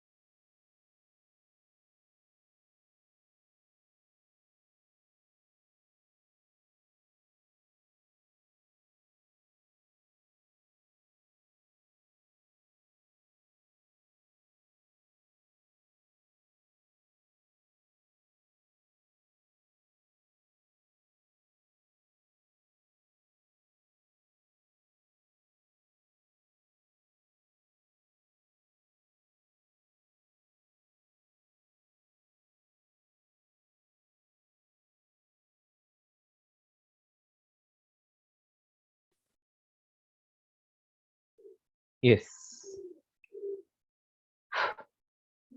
सो बच्चों ये दोनों वैल्यूज आपको याद रखनी है, ठीक है। इसको हम 8.314 भी लिख सकते हैं, joule per mole per kelvin, ठीक है। That's all. तो ये दोनों वैल्यूज जो हैं आपको याद रखनी है। ऐसा है कि बेटा कई बार ये एग्जाम में दे देते हैं आपको, पर आपको याद रखना है ये वैल्यूज, ठीक है। बहुत बार नहीं भी मिलती है, ठीक है ना। क्लियर दोस्तों। तो आर जो होता है वो यूज होता है पूरी की पूरी गैस के लिए, और जो के होता है बोल्ट्जमैन कांस्टेंट होता है, वो जब एक मॉलिक्यूल की बात करनी होती है, एक मॉलिक्यूल के बारे में लिखना होता है, तब यूज होता है। Got it. नोट डाउन कर लो इसको जल्दी से।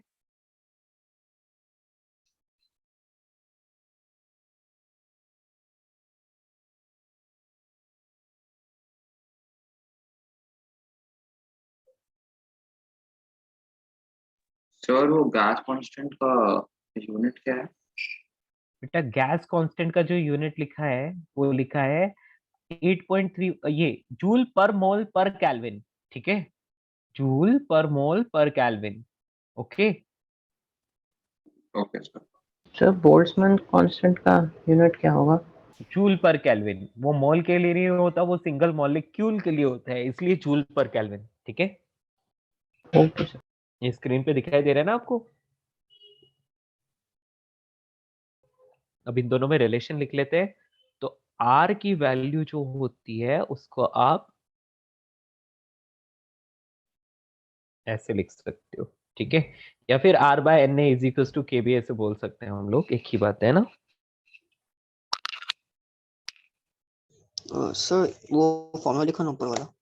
और एन ए क्या होता है बेटा? एन ए इज आवागाड्रो नंबर, ठीक है।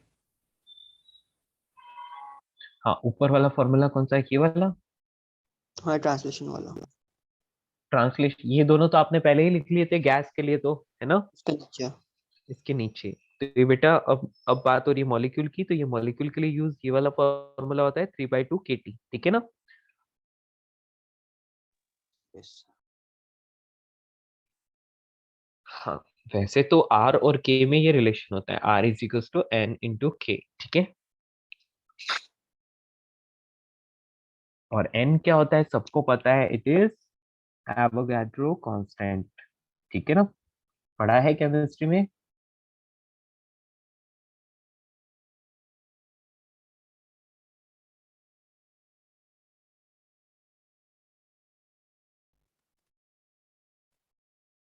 कोई बताएगा इस एन की वैल्यू कितनी होती है? 6.02 into 10 to the power 23. Very good. 6.02 into 10 raise to power 23। Nice, ठीक है। बस। तो ये वैल्यूज है कि तीनों की तीनों आपको याद होनी चाहिए, क्योंकि फिजिक्स में भी काम आती है, केमिस्ट्री में भी काम आती है, ओके। बट एक बात याद रखना, फिजिक्स में हम लोग हमेशा एसआई यूनिट्स यूज करते हैं, इसीलिए ये वाली वैल्यूज यूज होती है। केमिस्ट्री में हो सकता है कि एसआई यूनिट्स ना यूज करके दूसरी यूनिट्स यानी सीजीएस यूनिट या ऐसा कुछ यूज कर रहे हो, तो अलग भी हो सकता है, ठीक है। लेकिन फिजिक्स में यही यूज करते हैं हम लोग, ओके। क्लियर? किसी को कोई प्रॉब्लम? चलिए, ये सारी चीज तो आपकी हो गई, आपको बेसिक बेसिक फॉर्मूलाज पता चल गए, है ना। अब हम क्या करते हैं बेटा, अब हम लोग आरएमएस स्पीड फाइंड करते हैं, ठीक है। RMS speed. तो नेक्स्ट हेडिंग डालते हैं। हेडिंग क्या है? हमें फॉर्मूलाज ही लिखने हैं, हम लोगों को कुछ बहुत ज्यादा डिटेल्स में नहीं जाना है, ठीक है। Sir, केमिस्ट्री में। हाँ बेटा बोलो। so this chapter is like gas laws only, no? Of yes, only like जो फॉर गैस। केमिस्ट्री में पढ़ा यस, था. यस, जो केमिस्ट्री में पढ़ा था वही, लेकिन फिजिक्स में थोड़ा सा अलग तरीके से आता है ना। वही चीज है लेकिन थोड़ा अलग है, Okay. मतलब तरीका थोड़ा अलग रहता है। या सो नेक्स्ट में बात कर रहा हूँ बेटा आरएमएस स्पीड, यानी कि रूट मीन स्क्वायर स्पीड। तो रूट मीन स्क्वायर स्पीड, ठीक है। रूट मीन स्क्वायर स्पीड, इसको हम लोग वी आरएमएस भी बोलते हैं, वी आरएमएस। या स्मॉल वी यूज करना है इसके लिए आपको, ठीक है।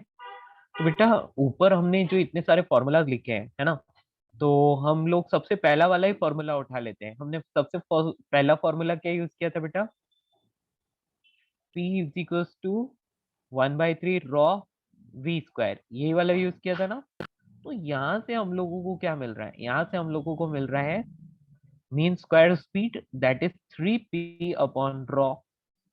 तो इसका मतलब रूट मीन स्क्वायर स्पीड क्या मिल जाएगी? VRMS। VRMS का मतलब है इसके ऊपर रूट लगा लो आप, ठीक है। इसके ऊपर रूट लगाओगे तो आपको फॉर्मूला क्या मिलेगा?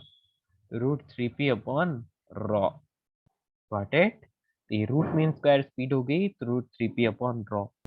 अब हम लोग इसको और भी कन्वर्ट कर सकते हैं, तो VRMS को अब जो बाकी के फॉर्मूलाज है उसमें कन्वर्ट करें तो क्या मिलेगा? √3p अपॉन रॉ, ये फर्स्ट फॉर्मूला है।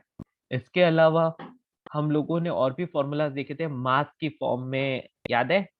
मास की फॉर्म में, तो बोलो क्या आना चाहिए? याद है? ऊपर PV लिखा by था M। या, तो हम लोग यहाँ पर √3 एक तो RT/M इसको यूज कर सकते हैं, ठीक है। और बेटा ये M जो है ना, ये हम लोग एक मोल के लिए ले रहे हैं, तो इसको मोलर मास ले लो। क्या ले लो बेटा? मोलर मास, ठीक है। तो मैं वहां पर अलग से नोट करवा दूंगा। और एक मॉलिक्यूल के लिए यदि हम लोग बात कर रहे हैं तो that is 3kT/m। m is small, है ना, m इज स्मॉल। कौन सी चीज क्या है मैं नोट करवाऊंगा अभी। ये kb, ये तीनों फॉर्मूलाज हैं जो आपको याद रखना है। √3p/रॉ, √3RT/m एंड 3kT/M। अच्छा देखो, देखो ये सारा ऊपर जो हमने लिखा था ना वहीं से आए हैं, है ना। तो कुछ अलग नहीं है, बस आपको फॉर्मूलाज याद रखने हैं, ठीक है। Just remember this formulas. ये 3 फॉर्मूलाज यदि आपको याद है तो आपका काम हो जाएगा, और यदि ये 3 फॉर्मूलाज आपको याद नहीं है तो अटक जाओगे, ठीक है। यहाँ पर मैं लिख देता हूँ। P क्या होता है सबको पता है, P is pressure, pressure of gas, ठीक है। इसी तरह से यदि बात करें रॉ, तो रॉ क्या होता है? डेंसिटी। इसके बाद कोई कैपिटल एम की बात बोले तो हम बोलेंगे molar mass of gas.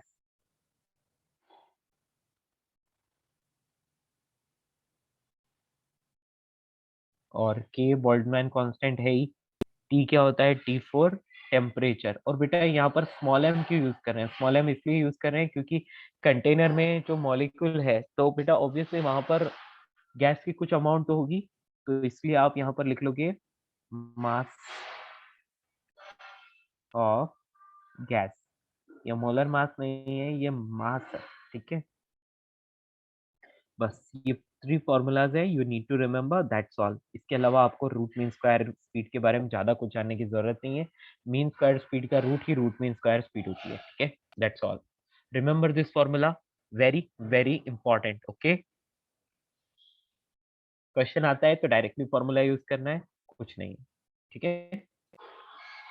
Sir हाँ बोलो। सर वो N कहाँ गया? Small n, number of moles. बेटा यहाँ पर हम 1 मोल के लिए ले रहे हैं ना, मतलब हमने क्या कर दिया, रुको सुनो।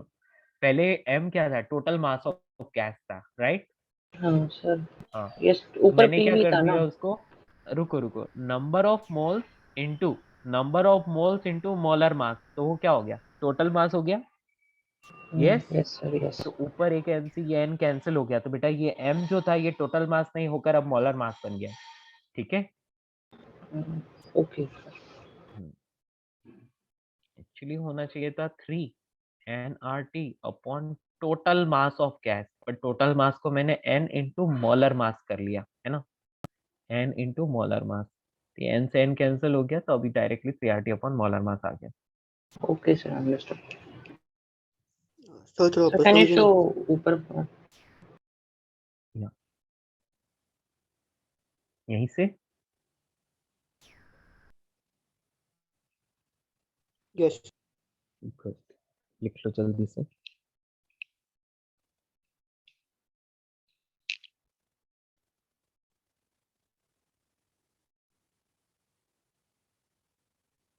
ये हो गई RMS speed of the gas, ठीक है। ये पूरी गैस की रूट मीन स्क्वायर स्पीड होगी। यहाँ पर आके और लिख लेना of gas.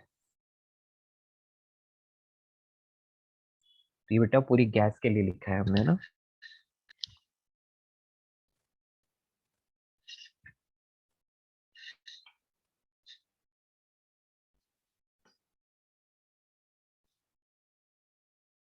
Sir, lower part, please. Yes. तो आप इसके बारे में सिर्फ ये 3 फॉर्मूलाज लिख रहे हो और कौन सी क्वांटिटी क्या है इतना लिख रहे हो, it is more than enough. आपको कुछ ज्यादा लिखने की जरूरत नहीं है बेटा। यहाँ पर जो भी डब्बे में मैंने फॉर्मूलाज लिखे हैं ना इस पूरे चैप्टर में, वो सिर्फ डब्बे में रखे फॉर्मूलाज ही आपको याद रखने हैं। और बेटा ये वैल्यूज याद रखनी है, दिस आर इंपॉर्टेंट, है ना। ये वैल्यूज गैस कांस्टेंट की, बोल्ट्जमैन कांस्टेंट की, है ना, ये वैल्यूज आपको याद रखनी है, ठीक है।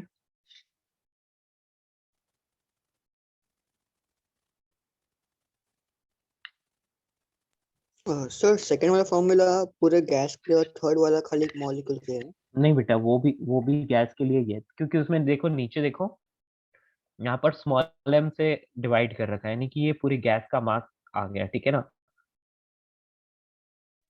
तो ओके सर। ये फॉर्मूला जो है इसी तरह से इसको डिराइव किया है कि पूरी गैस का देता है, ठीक है ना।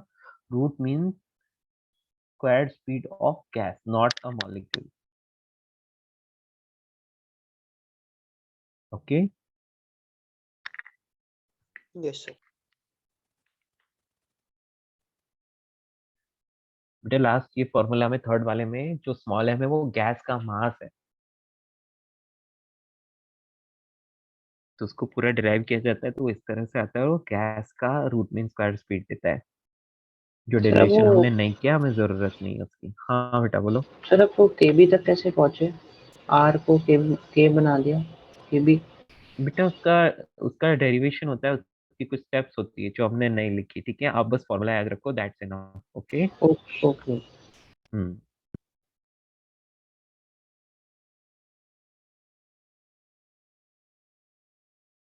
चलो बच्चों, हो गया।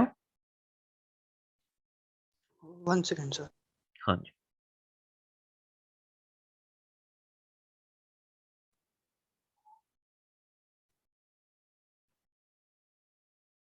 सर वो कैपिटल एम को हम मॉलिक्यूलर वेट लिख सकते हैं, बिकॉज हाँ बेटा, वो मॉलिक्यूलर मॉलिक्यूलर वेट। वेट ही है, या मतलब मोलर मास ऑफ गैस लिख लो या इसको मॉलिक्यूलर वेट लिख लो, ठीक है ना। मॉलिक्यूलर वेट, ठीक सर है। बिकॉज वो मॉलिक्यूलर वेट इनटू एन होता था ना। तो हाँ हाँ हाँ, ये वही चीज है बेटा, मॉलिक्यूलर वेट को ही तो मोलर मास बोलते हैं ना। यस यस, मतलब वैल्यू तो सेम। हाँ हाँ, वही चीज। यस, ठीक है। लेकिन यूनिट्स का ध्यान रखना है बेटा, यूनिट्स का ध्यान रखना है, ठीक है। ऐसा यूनिट में लिखना है।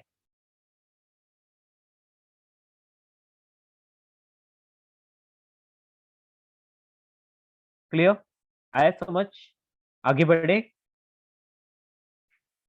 Yes sir. ओके, चलो ये सारी चीजें तो आपको समझ में आ गई। अब हम आगे लिखते हैं। देखो ऊपर हमने ना पहले प्रेशर का फॉर्मूला डिराइव किया, फिर काइनेटिक एनर्जी का डिराइव किया।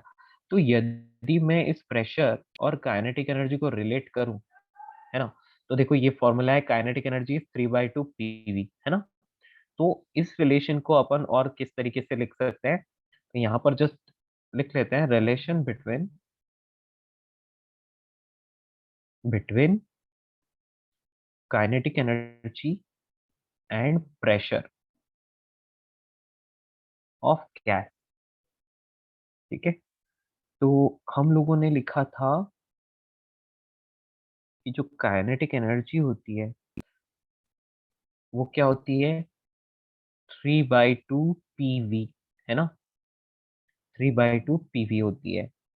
अच्छा यहाँ पर रुको, रिलेशन बिटवीन, यहाँ पर काइनेटिक एनर्जी की जगह एनर्जी डेंसिटी लिखना बेटा, एनर्जी डेंसिटी वो ज्यादा बेटर रहेगा, क्योंकि काइनेटिक एनर्जी तो हमने लिखा ही था, तो एनर्जी डेंसिटी लिखना, ठीक है। एनर्जी डेंसिटी में मतलब क्या होता है, एनर्जी पर यूनिट वॉल्यूम। तो यहाँ लिखना relation between energy density and pressure of gas, ठीक है।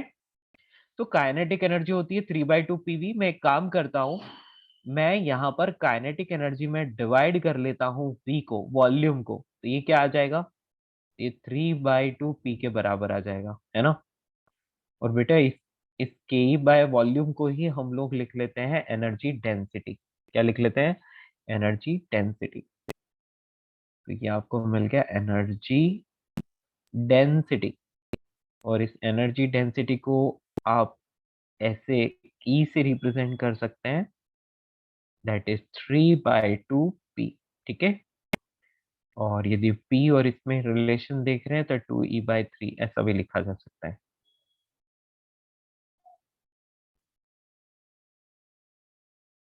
ठीक है, कोई दिक्कत तो नहीं। यहाँ पर ई क्या हो, एनर्जी डेंसिटी को ई से रिप्रेजेंट कर रहे हैं, ठीक है। Here E is equals to kinetic energy divided by volume, यानी कि एनर्जी डेंसिटी। तो कई बार आपको क्वेश्चन में एनर्जी डेंसिटी दिया होता है और प्रेशर पूछ लिया जाता है, तो आपको यहाँ पर डायरेक्टली फॉर्मूला यूज करना है, ठीक है।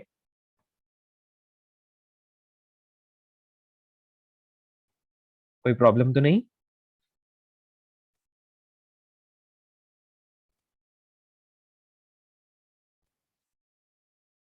बस, तो बेसिकली यहाँ पर सिर्फ 2 फॉर्मूलाज ही हैं जो आपको याद रखने हैं, ये दोनों। Energy density is equal to 3/2 into pressure, and pressure is equals to 2/3 into energy density. Can you please minimize the screen? Yes.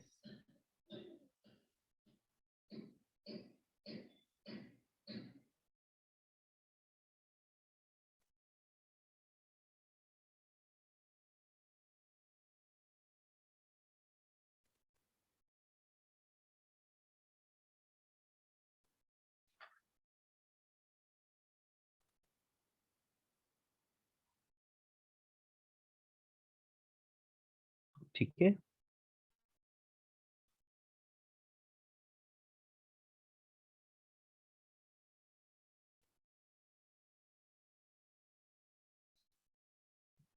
तो basically kinetic theory of gases है ना, इसमें आपको बस फॉर्मूलाज याद रखने हैं, इसके अलावा कुछ भी नहीं है, ठीक है।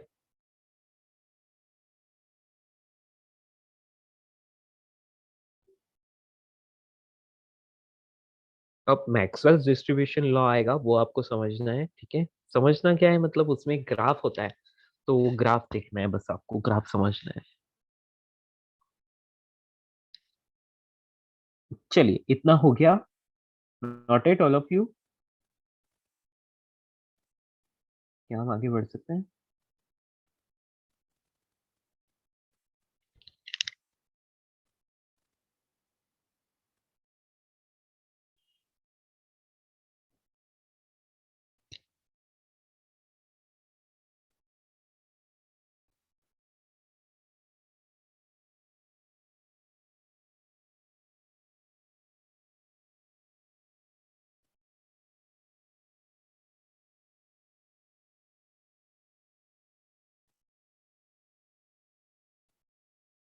ओके दोस्तों, सो ये बेसिक बेसिक फॉर्मूलाज है। अब इसके बाद एक तो इम्पोर्टेंट पॉइंट, मतलब जो क्विकली आपको हमेशा याद रहने चाहिए। तो इम्पोर्टेंट पॉइंट्स बहुत सिंपल से है ना, इम्पोर्टेंट पॉइंट्स या पॉइंट्स जो रिमेंबर बोल सकते हो। सबसे पहला पॉइंट तो मैं बोलूंगा कि वी आर एम एस जो होता है, it is directly proportional to what, root of temperature. और ये टेम्परेचर किस में होना चाहिए, केल्विन में होना चाहिए, है ना। And V R M S और किस पर डिपेंड करता है, तो V R M S also depends on 1/रूट of, we can say, molecular weight, है ना। एम मॉलर लिखा है मैंने, ठीक है, यानी कि मॉलिक्यूलर वेट। क्लियर। ये दोनों चीजें हम ऑलरेडी ऊपर डिराइव कर चुके हैं, लेकिन क्या है कि इस तरह से याद रखने से क्वेश्चन सॉल्व करने में आसानी रहती है। कई बार क्या है, आपको 2 गैसेस के कंपैरिजन में बोल दिया जाता है, तो ऐसे में आप इसको बहुत आसानी से कर सकते हो। चलिए, अब जो इम्पोर्टेंट बात वो ये है कि at absolute zero absolute zero का मतलब क्या होता है, किसी को पता है? What is the meaning of absolute zero? 0 Kelvin. Very good, 0 kelvin, बिल्कुल सही है ना। The motion of the molecule of the gas stops, the motion of the gas molecule stops, मतलब कि आप ये समझ लो कि 0 केल्विन पर सारे गैस मॉलिक्यूल जो होते हैं वो बेटा वो पूरी तरह से फ्रीज हो जाते हैं, है ना, तो वो मोशन नहीं कर पाते हैं। नेक्स्ट, यहाँ पर हम लिखेंगे at high temperature, at high temperature and low pressure, low pressure, high temperature and low pressure, या फिर हम बोल सकते हैं और at high temperature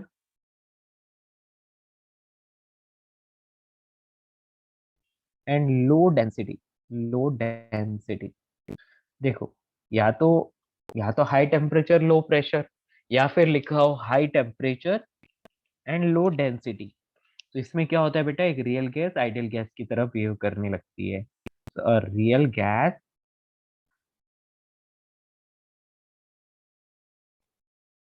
behaves as an ideal gas।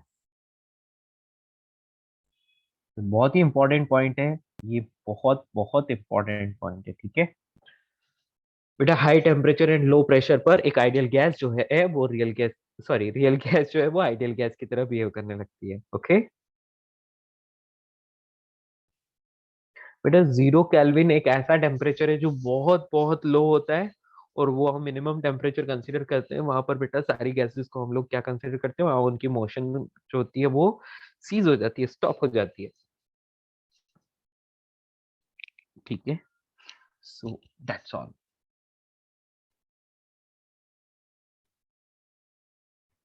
इसके बाद मैक्सवेल्स डिस्ट्रीब्यूशन लॉ, तो इतना लिख लो पहले।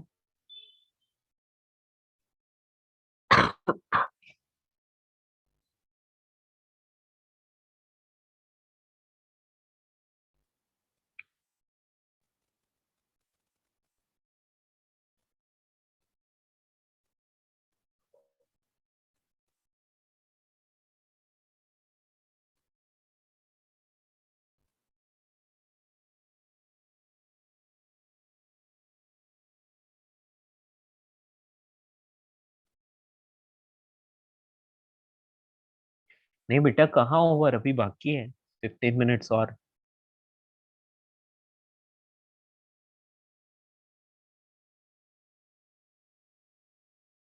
ठीक है, इतना समझ आया? मतलब मेरा कहने का मतलब ये था कि जो बेसिक बेसिक चीजें थी यहाँ तक कंप्लीट हुआ, अब एक लॉ आएगा। कहने का मतलब ये था कि मैक्सवेल्स डिस्ट्रीब्यूशन लॉ के बारे में पढ़ेंगे अब, ठीक है ना।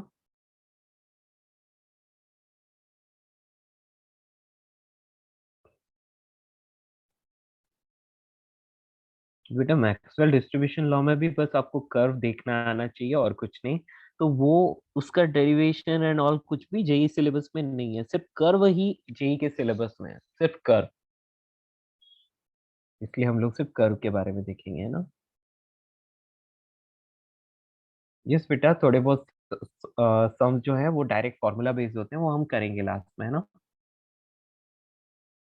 या noted all of you, completed till here. चलिए, अब जल्दी से आप लोग लिखिए Maxwell distribution curve. Maxwell, upper part please. अच्छा इसका ऊपर बाकी है आपको, ठीक है पहले हाँ सर, लिखो एक ये वाला। नहीं सर, वो पॉइंट्स। Yes sir.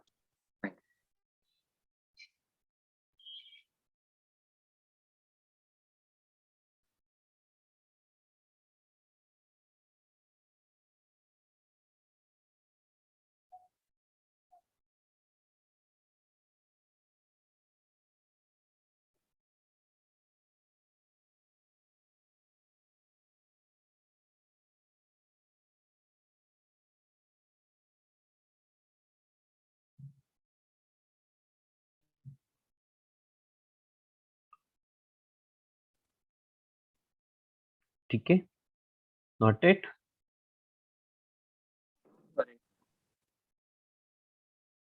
ओके, चलिए तो नेक्स्ट हम लोग बात करते हैं Maxwell's distribution law. Maxwell's distribution law, distribution law. Maxwell ने क्या किया था, मैक्सवेल ने देखा कि हाँ गैस में बहुत सारे मॉलिक्यूल्स होते हैं, अब हर एक मॉलिक्यूल की तो वेलोसिटी को ले नहीं सकते, तो इस तरह से उसने कुछ इक्वेशन डिराइव किया था, उसको मैक्सवेल्स इक्वेशन बोलते हैं, जो हमारे सिलेबस में ही नहीं है, पूरे जेई के सिलेबस में नहीं है ना, ना ही आपकी किसी भी बुक में मिलेगा, इसलिए उस इक्वेशन को जानने की जरूरत नहीं है, क्योंकि वो इक्वेशन वैसे भी हम लोगों को समझ में आएगा नहीं, ठीक है, बहुत लंबा चौड़ा सा अजीब सा इक्वेशन होता है। तो उसने क्या किया, उसने कर्व ड्रॉ किया, उसने एक कर्व ड्रॉ किया, और वो कर्व किस किस के बीच में था, तो वो कर्व था नंबर ऑफ मॉलिक्यूल्स पर speed interval, number of molecule पर स्पीड इंटरवल। हम लोग डिफरेंशिएशन नहीं लिखते dy बाय dx, ये वैसा ही है, ये differentiation of number of molecule पर स्पीड इंटरवल, जहां पर ये नंबर ऑफ मॉलिक्यूल n होता है ना, ये भी स्पीड का फंक्शन होता है, ये भी स्पीड का फंक्शन होता है। तो इसके साथ किसका कर्व ड्रॉ किया, इसके साथ वर्सेस स्पीड, वर्सेस स्पीड, यानी कि आप बोल सकते हो कि नंबर ऑफ मॉलिक्यूल पर स्पीड इंटरवल वर्सेस स्पीड, इसका कर्व उसने ड्रॉ किया, ठीक है, और उसी को मैक्सवेल्स डिस्ट्रीब्यूशन कर्व बोलते हैं। उसकी बहुत अजीब सी इक्वेशन आती है जो हमारे सिलेबस में ही नहीं है, इसलिए हम लोग उसके बारे में बिल्कुल भी बात नहीं करेंगे, ठीक है। तो हम डायरेक्टली लिखते हैं कि ये क्या होता है मैक्सवेल्स डिस्ट्रीब्यूशन कर्व। तो बेटा यहाँ पर लिखते हैं a plot of, a plot, plot या फिर कर्व, ठीक है, अ प्लॉट या फिर आप बोल सकते हो curve, CURVE, curve of DNV by DV। बेटा ये ना n मल्टीप्लाइड विथ v नहीं है, ये क्या है बेटा, ये है number of mole as a function of velocity, समझ रहे हो, number of moles as a function of speed, ऐसे बोल सकते हो आप। तो ये इसका मतलब क्या हो गया, इसका मतलब है नंबर ऑफ मॉलिक्यूल्स, मॉलिक्यूल्स पर स्पीड इंटरवल या per unit speed interval, speed interval, ठीक है, समझ आया। तो बेटा dn बाई dv, इस पूरी टर्म का मीनिंग क्या हो गया, dn बाई dv का मतलब हो गया number of molecule per unit speed interval, यानी कि एक यूनिट स्पीड की, स्पीड इंटरवल की बात करें तो उसमें कितने मॉलिक्यूल्स हैं, ठीक है। तो इस चीज का किसके साथ, स्पीड के साथ, तो यहाँ पर लिख सकते हैं अगेंस्ट, अगेंस्ट स्पीड, स्पीड क्या है, v है, speed v is known as,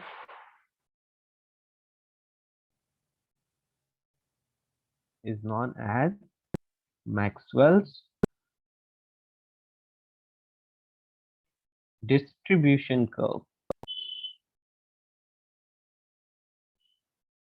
अब बेटा आपको एक बात तो पता ही है कि एक कंटेनर के अंदर गैस भरी हुई है, गैस भरी हुई है मतलब लेट से वहां पर 1000 मॉलिक्यूल्स हैं, तो बेटा अब वहां पर टेम्परेचर इंक्रीज करो या कुछ भी करो, जो 1000 मॉलिक्यूल्स है वो 1000 ही रहेंगे ना, 1000 के 2000 थोड़े हो जाएंगे, है ना, एक पर्टिकुलर गैस के मॉलिक्यूल है तो, यस और नो, एग्री, यस सर।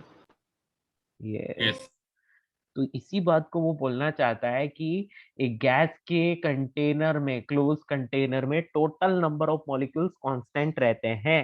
तो बेटा आप लोगों ने बचपन में एक बात, चलो पहले अपन कर्व ड्रॉ कर लेते हैं ना, मैक्सवेल डिस्ट्रीब्यूशन कर्व कैसा दिखता है, तो ये प्रैक्टिकली ड्रॉ किया उसने, है ना, प्रैक्टिकली ऑब्जर्व करके और फिर ड्रॉ किया, तो उसको कुछ ऐसा दिखाई दिया,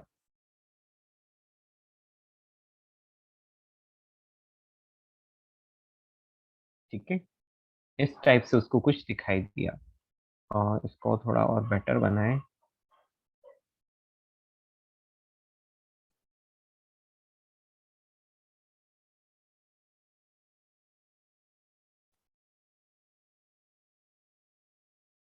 इस तरह का, ठीक है, ऐसा।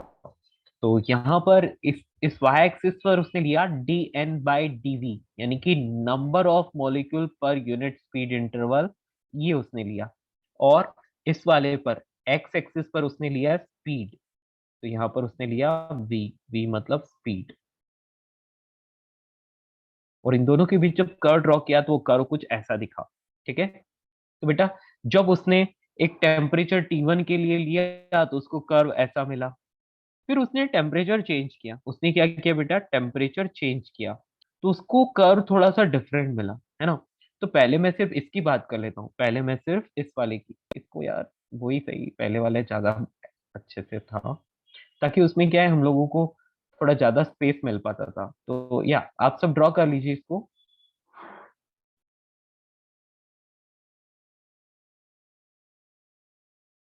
या चलेगा, ऐसे ड्रॉ कर लेते हैं। हाँ जी, तो बेटा इसमें ना उसने कुछ चीजों को एनालाइज किया और उसको एक बात पता चली कि एक पर्टिकुलर इंटरवल के लिए देखा जाए तो बेटा देखो ये dn/dv, यानी कि यहाँ पर क्या है, मैक्सिमम नंबर ऑफ मॉलिक्यूल। अच्छा एक और बात बता सकते हो, एरिया अंडर कर्व को एरिया अंडर कर्व किस चीज को रिप्रेजेंट करेगा? Area under, area under, yes बेटा, area under Maxwell's distribution total curve. Number क्या? Of molecules. Very good, total number of molecule, बिल्कुल बिल्कुल सही, ठीक है। Curve, area under Maxwell's distribution curve. बेटा आप लोगों को मैंने एक चीज सिखाई थी, या सर ने एक चीज सिखाई थी, क्या सिखाई थी? ये कोई भी कर्व है ना, ये कर्व है y is equal to F X, है ना। तो आपको इसका एरिया फाइंड करना है। एरिया कैसे फाइंड करते हैं बेटा? इंटीग्रेशन ऑफ y dx, यानी कि integration of F x dx, correct. तो जो भी ये आपका फंक्शन है उसके साथ x एक्सिस वाले फंक्शन के रेस्पेक्ट में उसको आप इंटीग्रेट करते हो तो आपको एरिया अंडर द कर्व मिलता है। तो वही चीज हम यहाँ पर भी करने वाले हैं, वही चीज हम लोग यहाँ पर भी करने वाले हैं। क्या करने वाले हैं बेटा? Area under the curve find करने वाले हैं। तो कैसे करें? तो हम लोग जानते हैं क्या कि y एक्सिस पर तो है dn/dv और x एक्सिस पर है v। तो आप इसको लिख सकते हैं कि एरिया ए इज इक्वल, या हम इसको डायरेक्टली इक्वल करके लिख लो, equal to integration of dn/dv। और ये किसके रेस्पेक्ट में? स्पीड के रेस्पेक्ट में इंटीग्रेट करेंगे इसको। यस, कोई प्रॉब्लम? तो बेटा ऐसा आप करते हो तो आपको इससे क्या मिलता है, ये dv से dv कैंसिल, तो इंटीग्रेशन ऑफ dn मिलता है आपको, and that is equal to n, and it gives total number of, total number of sir molecules. हाँ बेटा बोलो। सर लिमिट्स में क्या डालेंगे? एक minute, 0 to gas infinity, in a right? Container. But molecules can not be infinity, no? if you do infinity minus 0. Wait बेटा, wait बेटा, स्पीड, ये जो यूनिट है स्पीड के रेस्पेक्ट में कर रहे हैं ना, तो 0 से लेके इनफाइनाइट तक की स्पीड हो सकती है, ठीक है ना। समझ में आ रहा है? Assume infinite as light speed, I guess. हाँ, और ये n भी फंक्शन ऑफ वेलोसिटी है, ठीक है ना। बेटा हम 0 से ये इसको इनफाइनाइट तक, एक्चुअली क्या होता है बेटा, ये फंक्शन ऑफ वेलोसिटी होता है, ओके। और जो मतलब वो जो फंक्शन होता है उसमें वो वेलोसिटी जो होती है वो कुछ डिवाइड में ऐसा कुछ आ रही होती है, जो भी हो। आप जैसे ही 0 से इनफाइनाइट तक करते हो बेटा, उसको आपको n तक ही मिलता है, समझ रहे हो। इसको हटाओ, आपको सिर्फ ये यहाँ तक रखना है, 0 से लेके इनफाइनाइट तक dn/dv। और बेटा यहाँ पर क्या हो रहा है, यहाँ पर ये चीजें, ये जो है ना, ये फंक्शन ऑफ वेलोसिटी है, ठीक है ना। देखो मेरी बात सुनो, ये फंक्शन ऑफ वेलोसिटी है, ठीक है। अब 0 से इनफाइनाइट लिखो तो आपको n मिलता है।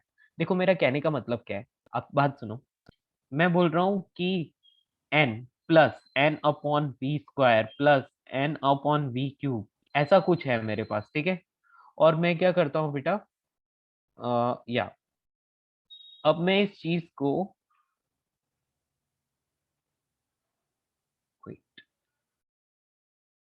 हाँ जी, अब मेरे पास ये चीज मिली मुझे, है ना, इंटीग्रेशन के बाद मुझे ऐसा कुछ मिला, लेट से, है ना। वेट, एक और ले लेते हैं। सर n तो n v का प्लस, फंक्शन था ना? क्या हो गया? n तो v का फंक्शन था ना? हाँ बेटा, ये v का फंक्शन देखो, उसको पूरे को जो इंटीग्रेट करने के बाद लेट से ऐसी कुछ टर्म मिलती है और वो 0 से इनफाइनाइट तक है, ठीक है? आ रही बात समझ में?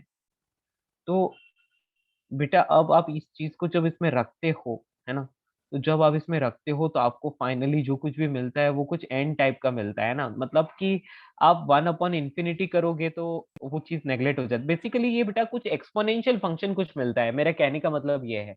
मैंने ये कुछ लिख दिया था, ऐसा नहीं है, ये कुछ एक्सपोनेंशियल फंक्शन टाइप का कुछ होता है इस टाइप का, ठीक है?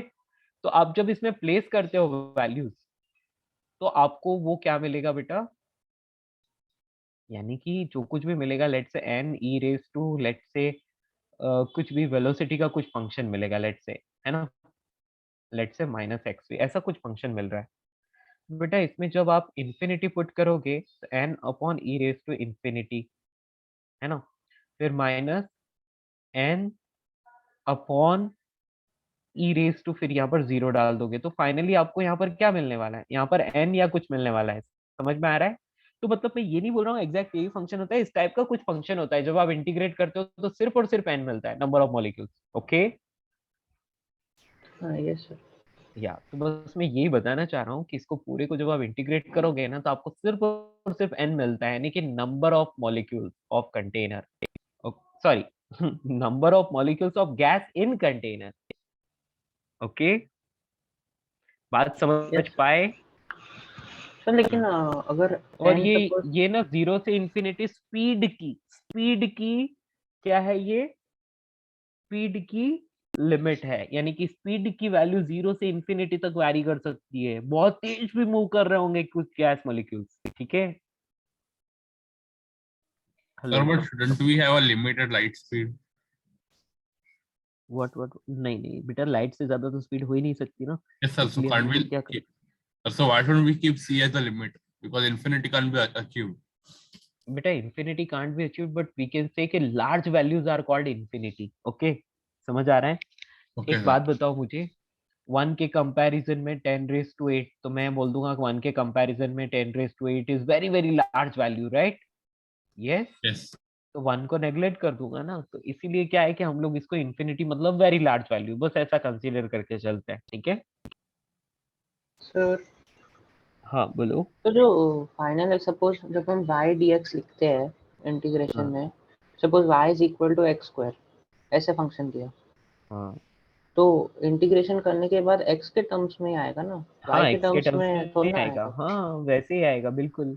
हाँ तो सर, तो यहाँ पे भी आप क्या फाइनल, करोगे, इसको इंटीग्रेट करोगे तो ये फंक्शन ऑफ वेलोसिटी है ना, तो ये जो भी आएगा वो वेलोसिटी की टर्म्स में ही आएगा ना, हाँ हाँ तो फिर आप उसमें वैल्यूज रखोगे तो आपको फाइनली कुछ n मिलेगा, मतलब वो फंक्शन ही ऐसा होता है, उसको इंटीग्रेट करने पर आपको नंबर ऑफ मॉलिक्यूल्स मिलता है, ठीक है? अरे देखो यार, integration of y dx into D x ऐसा कर लो, dx से dx कैंसिल, तो यहाँ पर आपको y मिलेगा ना, तो बस वैसे ही, ठीक है? तो यहाँ पर बेटा यहाँ पर जब वेलोसिटीज की टर्म्स ही चली गई तो उसके बाद इस लिमिट का कुछ रहता नहीं है, फिर integration of dn is equal to dn ऐसा डायरेक्टली कंसिडर कर सकते हो, ठीक है ना? अच्छा okay sir.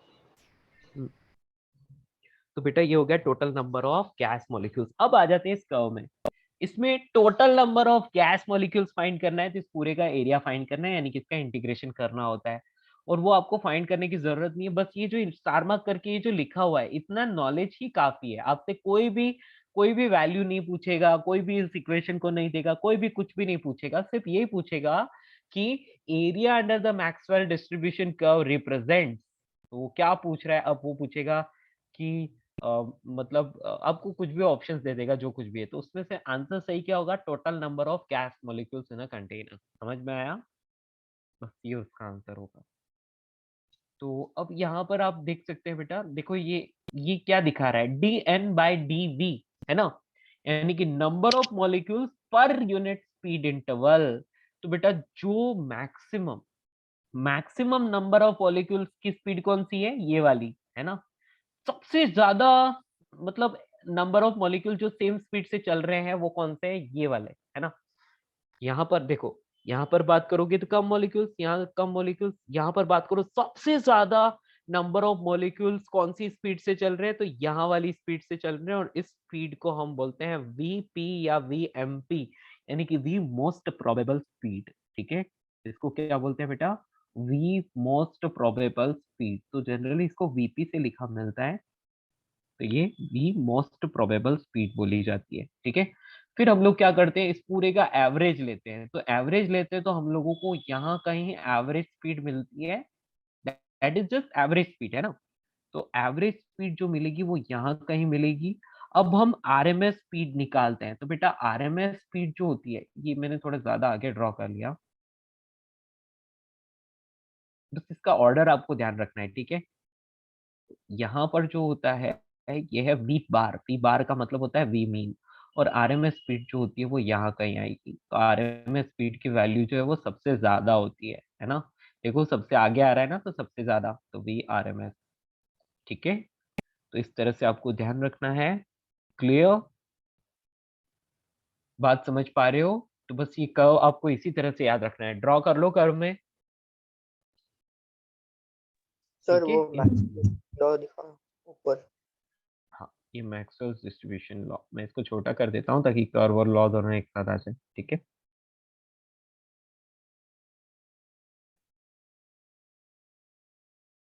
Number of molecules per unit speed interval versus speed, इसी कर्व को मैक्सवेल डिस्ट्रीब्यूशन कर्व बोलते हैं। और सबसे ज्यादा नंबर ऑफ मॉलिक्यूल्स जिस वेलोसिटी से घूम रहे होते हैं उसको हम बोलते हैं मोस्ट प्रोबेबल स्पीड। फिर सबकी एवरेज स्पीड निकालो, तो उसको वी बार से रिप्रेजेंट किया है। और सबकी आरएमएस स्पीड निकालो, तो गैस की RMS speed is V RMS. ये आपको दिख रही है, इनका ऑर्डर यही रहता है। यहाँ पर आप साथ में यहीं पे लिख सकते हो, वीपी की वैल्यू सबसे कम, उससे ज्यादा वी बार की वैल्यू होती है, और उससे भी ज्यादा वैल्यू वी आरएमएस की होती है। मतलब वी आरएमएस की वैल्यू जो होती है वो सबसे ज्यादा होती है। ठीक है, अब ये तो एक सर्टेन टेम्परेचर के लिए, ये एक सर्टेन टेम्परेचर के लिए, ठीक है ना। तो बेटा यदि मैं टेम्परेचर चेंज करूंगा तो कर्व चेंज हो जाएगा, और इस तरह से चेंज होगा कि area under the curve constant रहे। समझ में आ रहा है? यदि मैं टेम्परेचर चेंज करूंगा तो कर्व चेंज हो जाएगा, लेकिन इस तरह से चेंज होगा कि area under the curve constant रहे, वही रहे पहले वाला। क्यों? क्योंकि टोटल नंबर ऑफ मॉलिक्यूल्स थोड़ी चेंज होंगे यदि आप टेम्परेचर चेंज करोगे तो।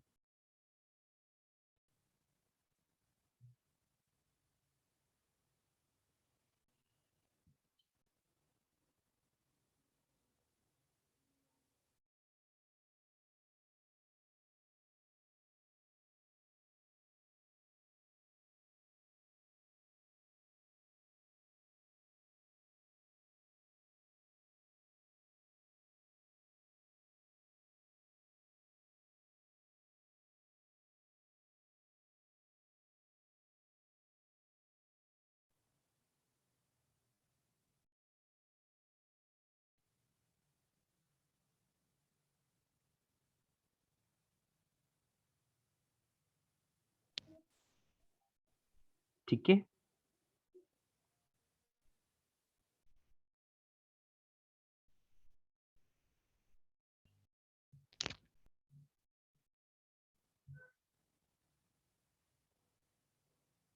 तो वो वी बार क्या है? बेटा वी बार इज एवरेज। मैं आगे लिखवाऊंगा, डोंट वरी, आगे ओके सर। लिखवाऊंगा मैं, है ना। Sir lower part please. हाँ,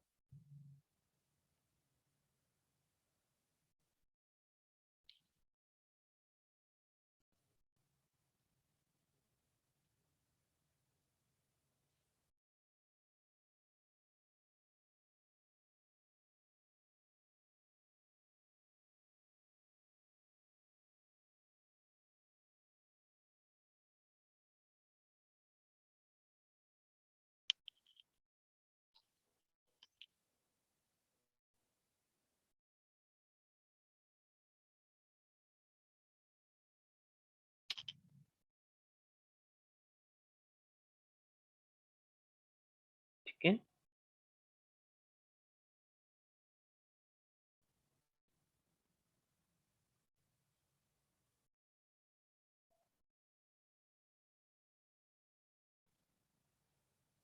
नोटेड बच्चों?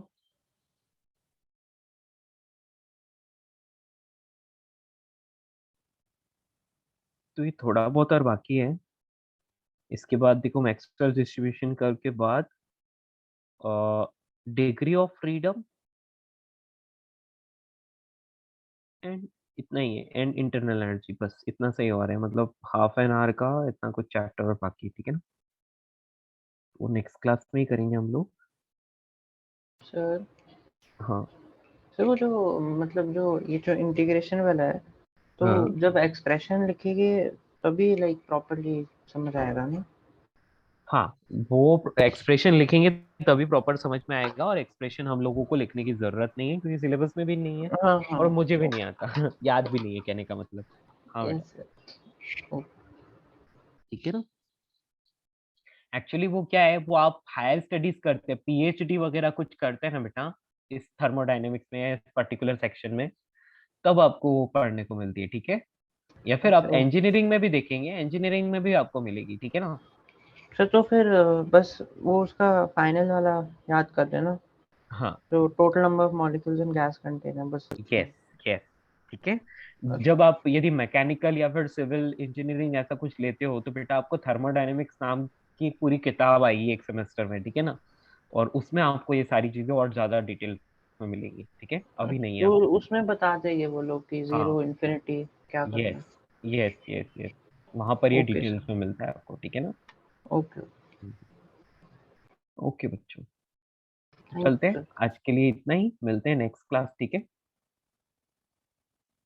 तो आपको फर्स्ट स्लाइड देखना है, देख लो, इसमें कुछ है सर नहीं वो ज्यादा वैसे। वीपी वी क्या है, वो सब एक बार लिख दीजिए ना। क्या बेटा? वो वी बार वीपी क्या था? हाँ हाँ, वो नेक्स्ट क्लास में लिखूंगा वैसे मैं, ठीक है? यदि लिखना चाहो तो लिख लो, V P is V most probable, The यानी class is over. Over over, you can leave now, ठीक है? बेटा ये फर्स्ट स्लाइड है,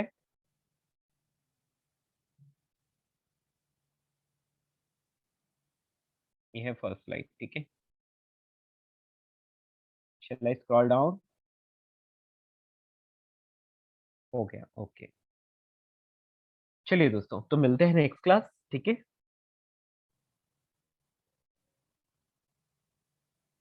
यस सर। हाँ बेटा, ये बहुत शॉर्टर, हम लोग लाइक मतलब बहुत कम ही चीजें पढ़ रहे हैं, बहुत ज्यादा नहीं पढ़ेंगे, ठीक है ना? हमें मेनली थर्मोडायनेमिक्स करना है, ठीक है? ये तो बस कुछ कुछ फॉर्मूला थे जो आपको आने चाहिए, बस और कुछ नहीं। चलिए, बाय बाय।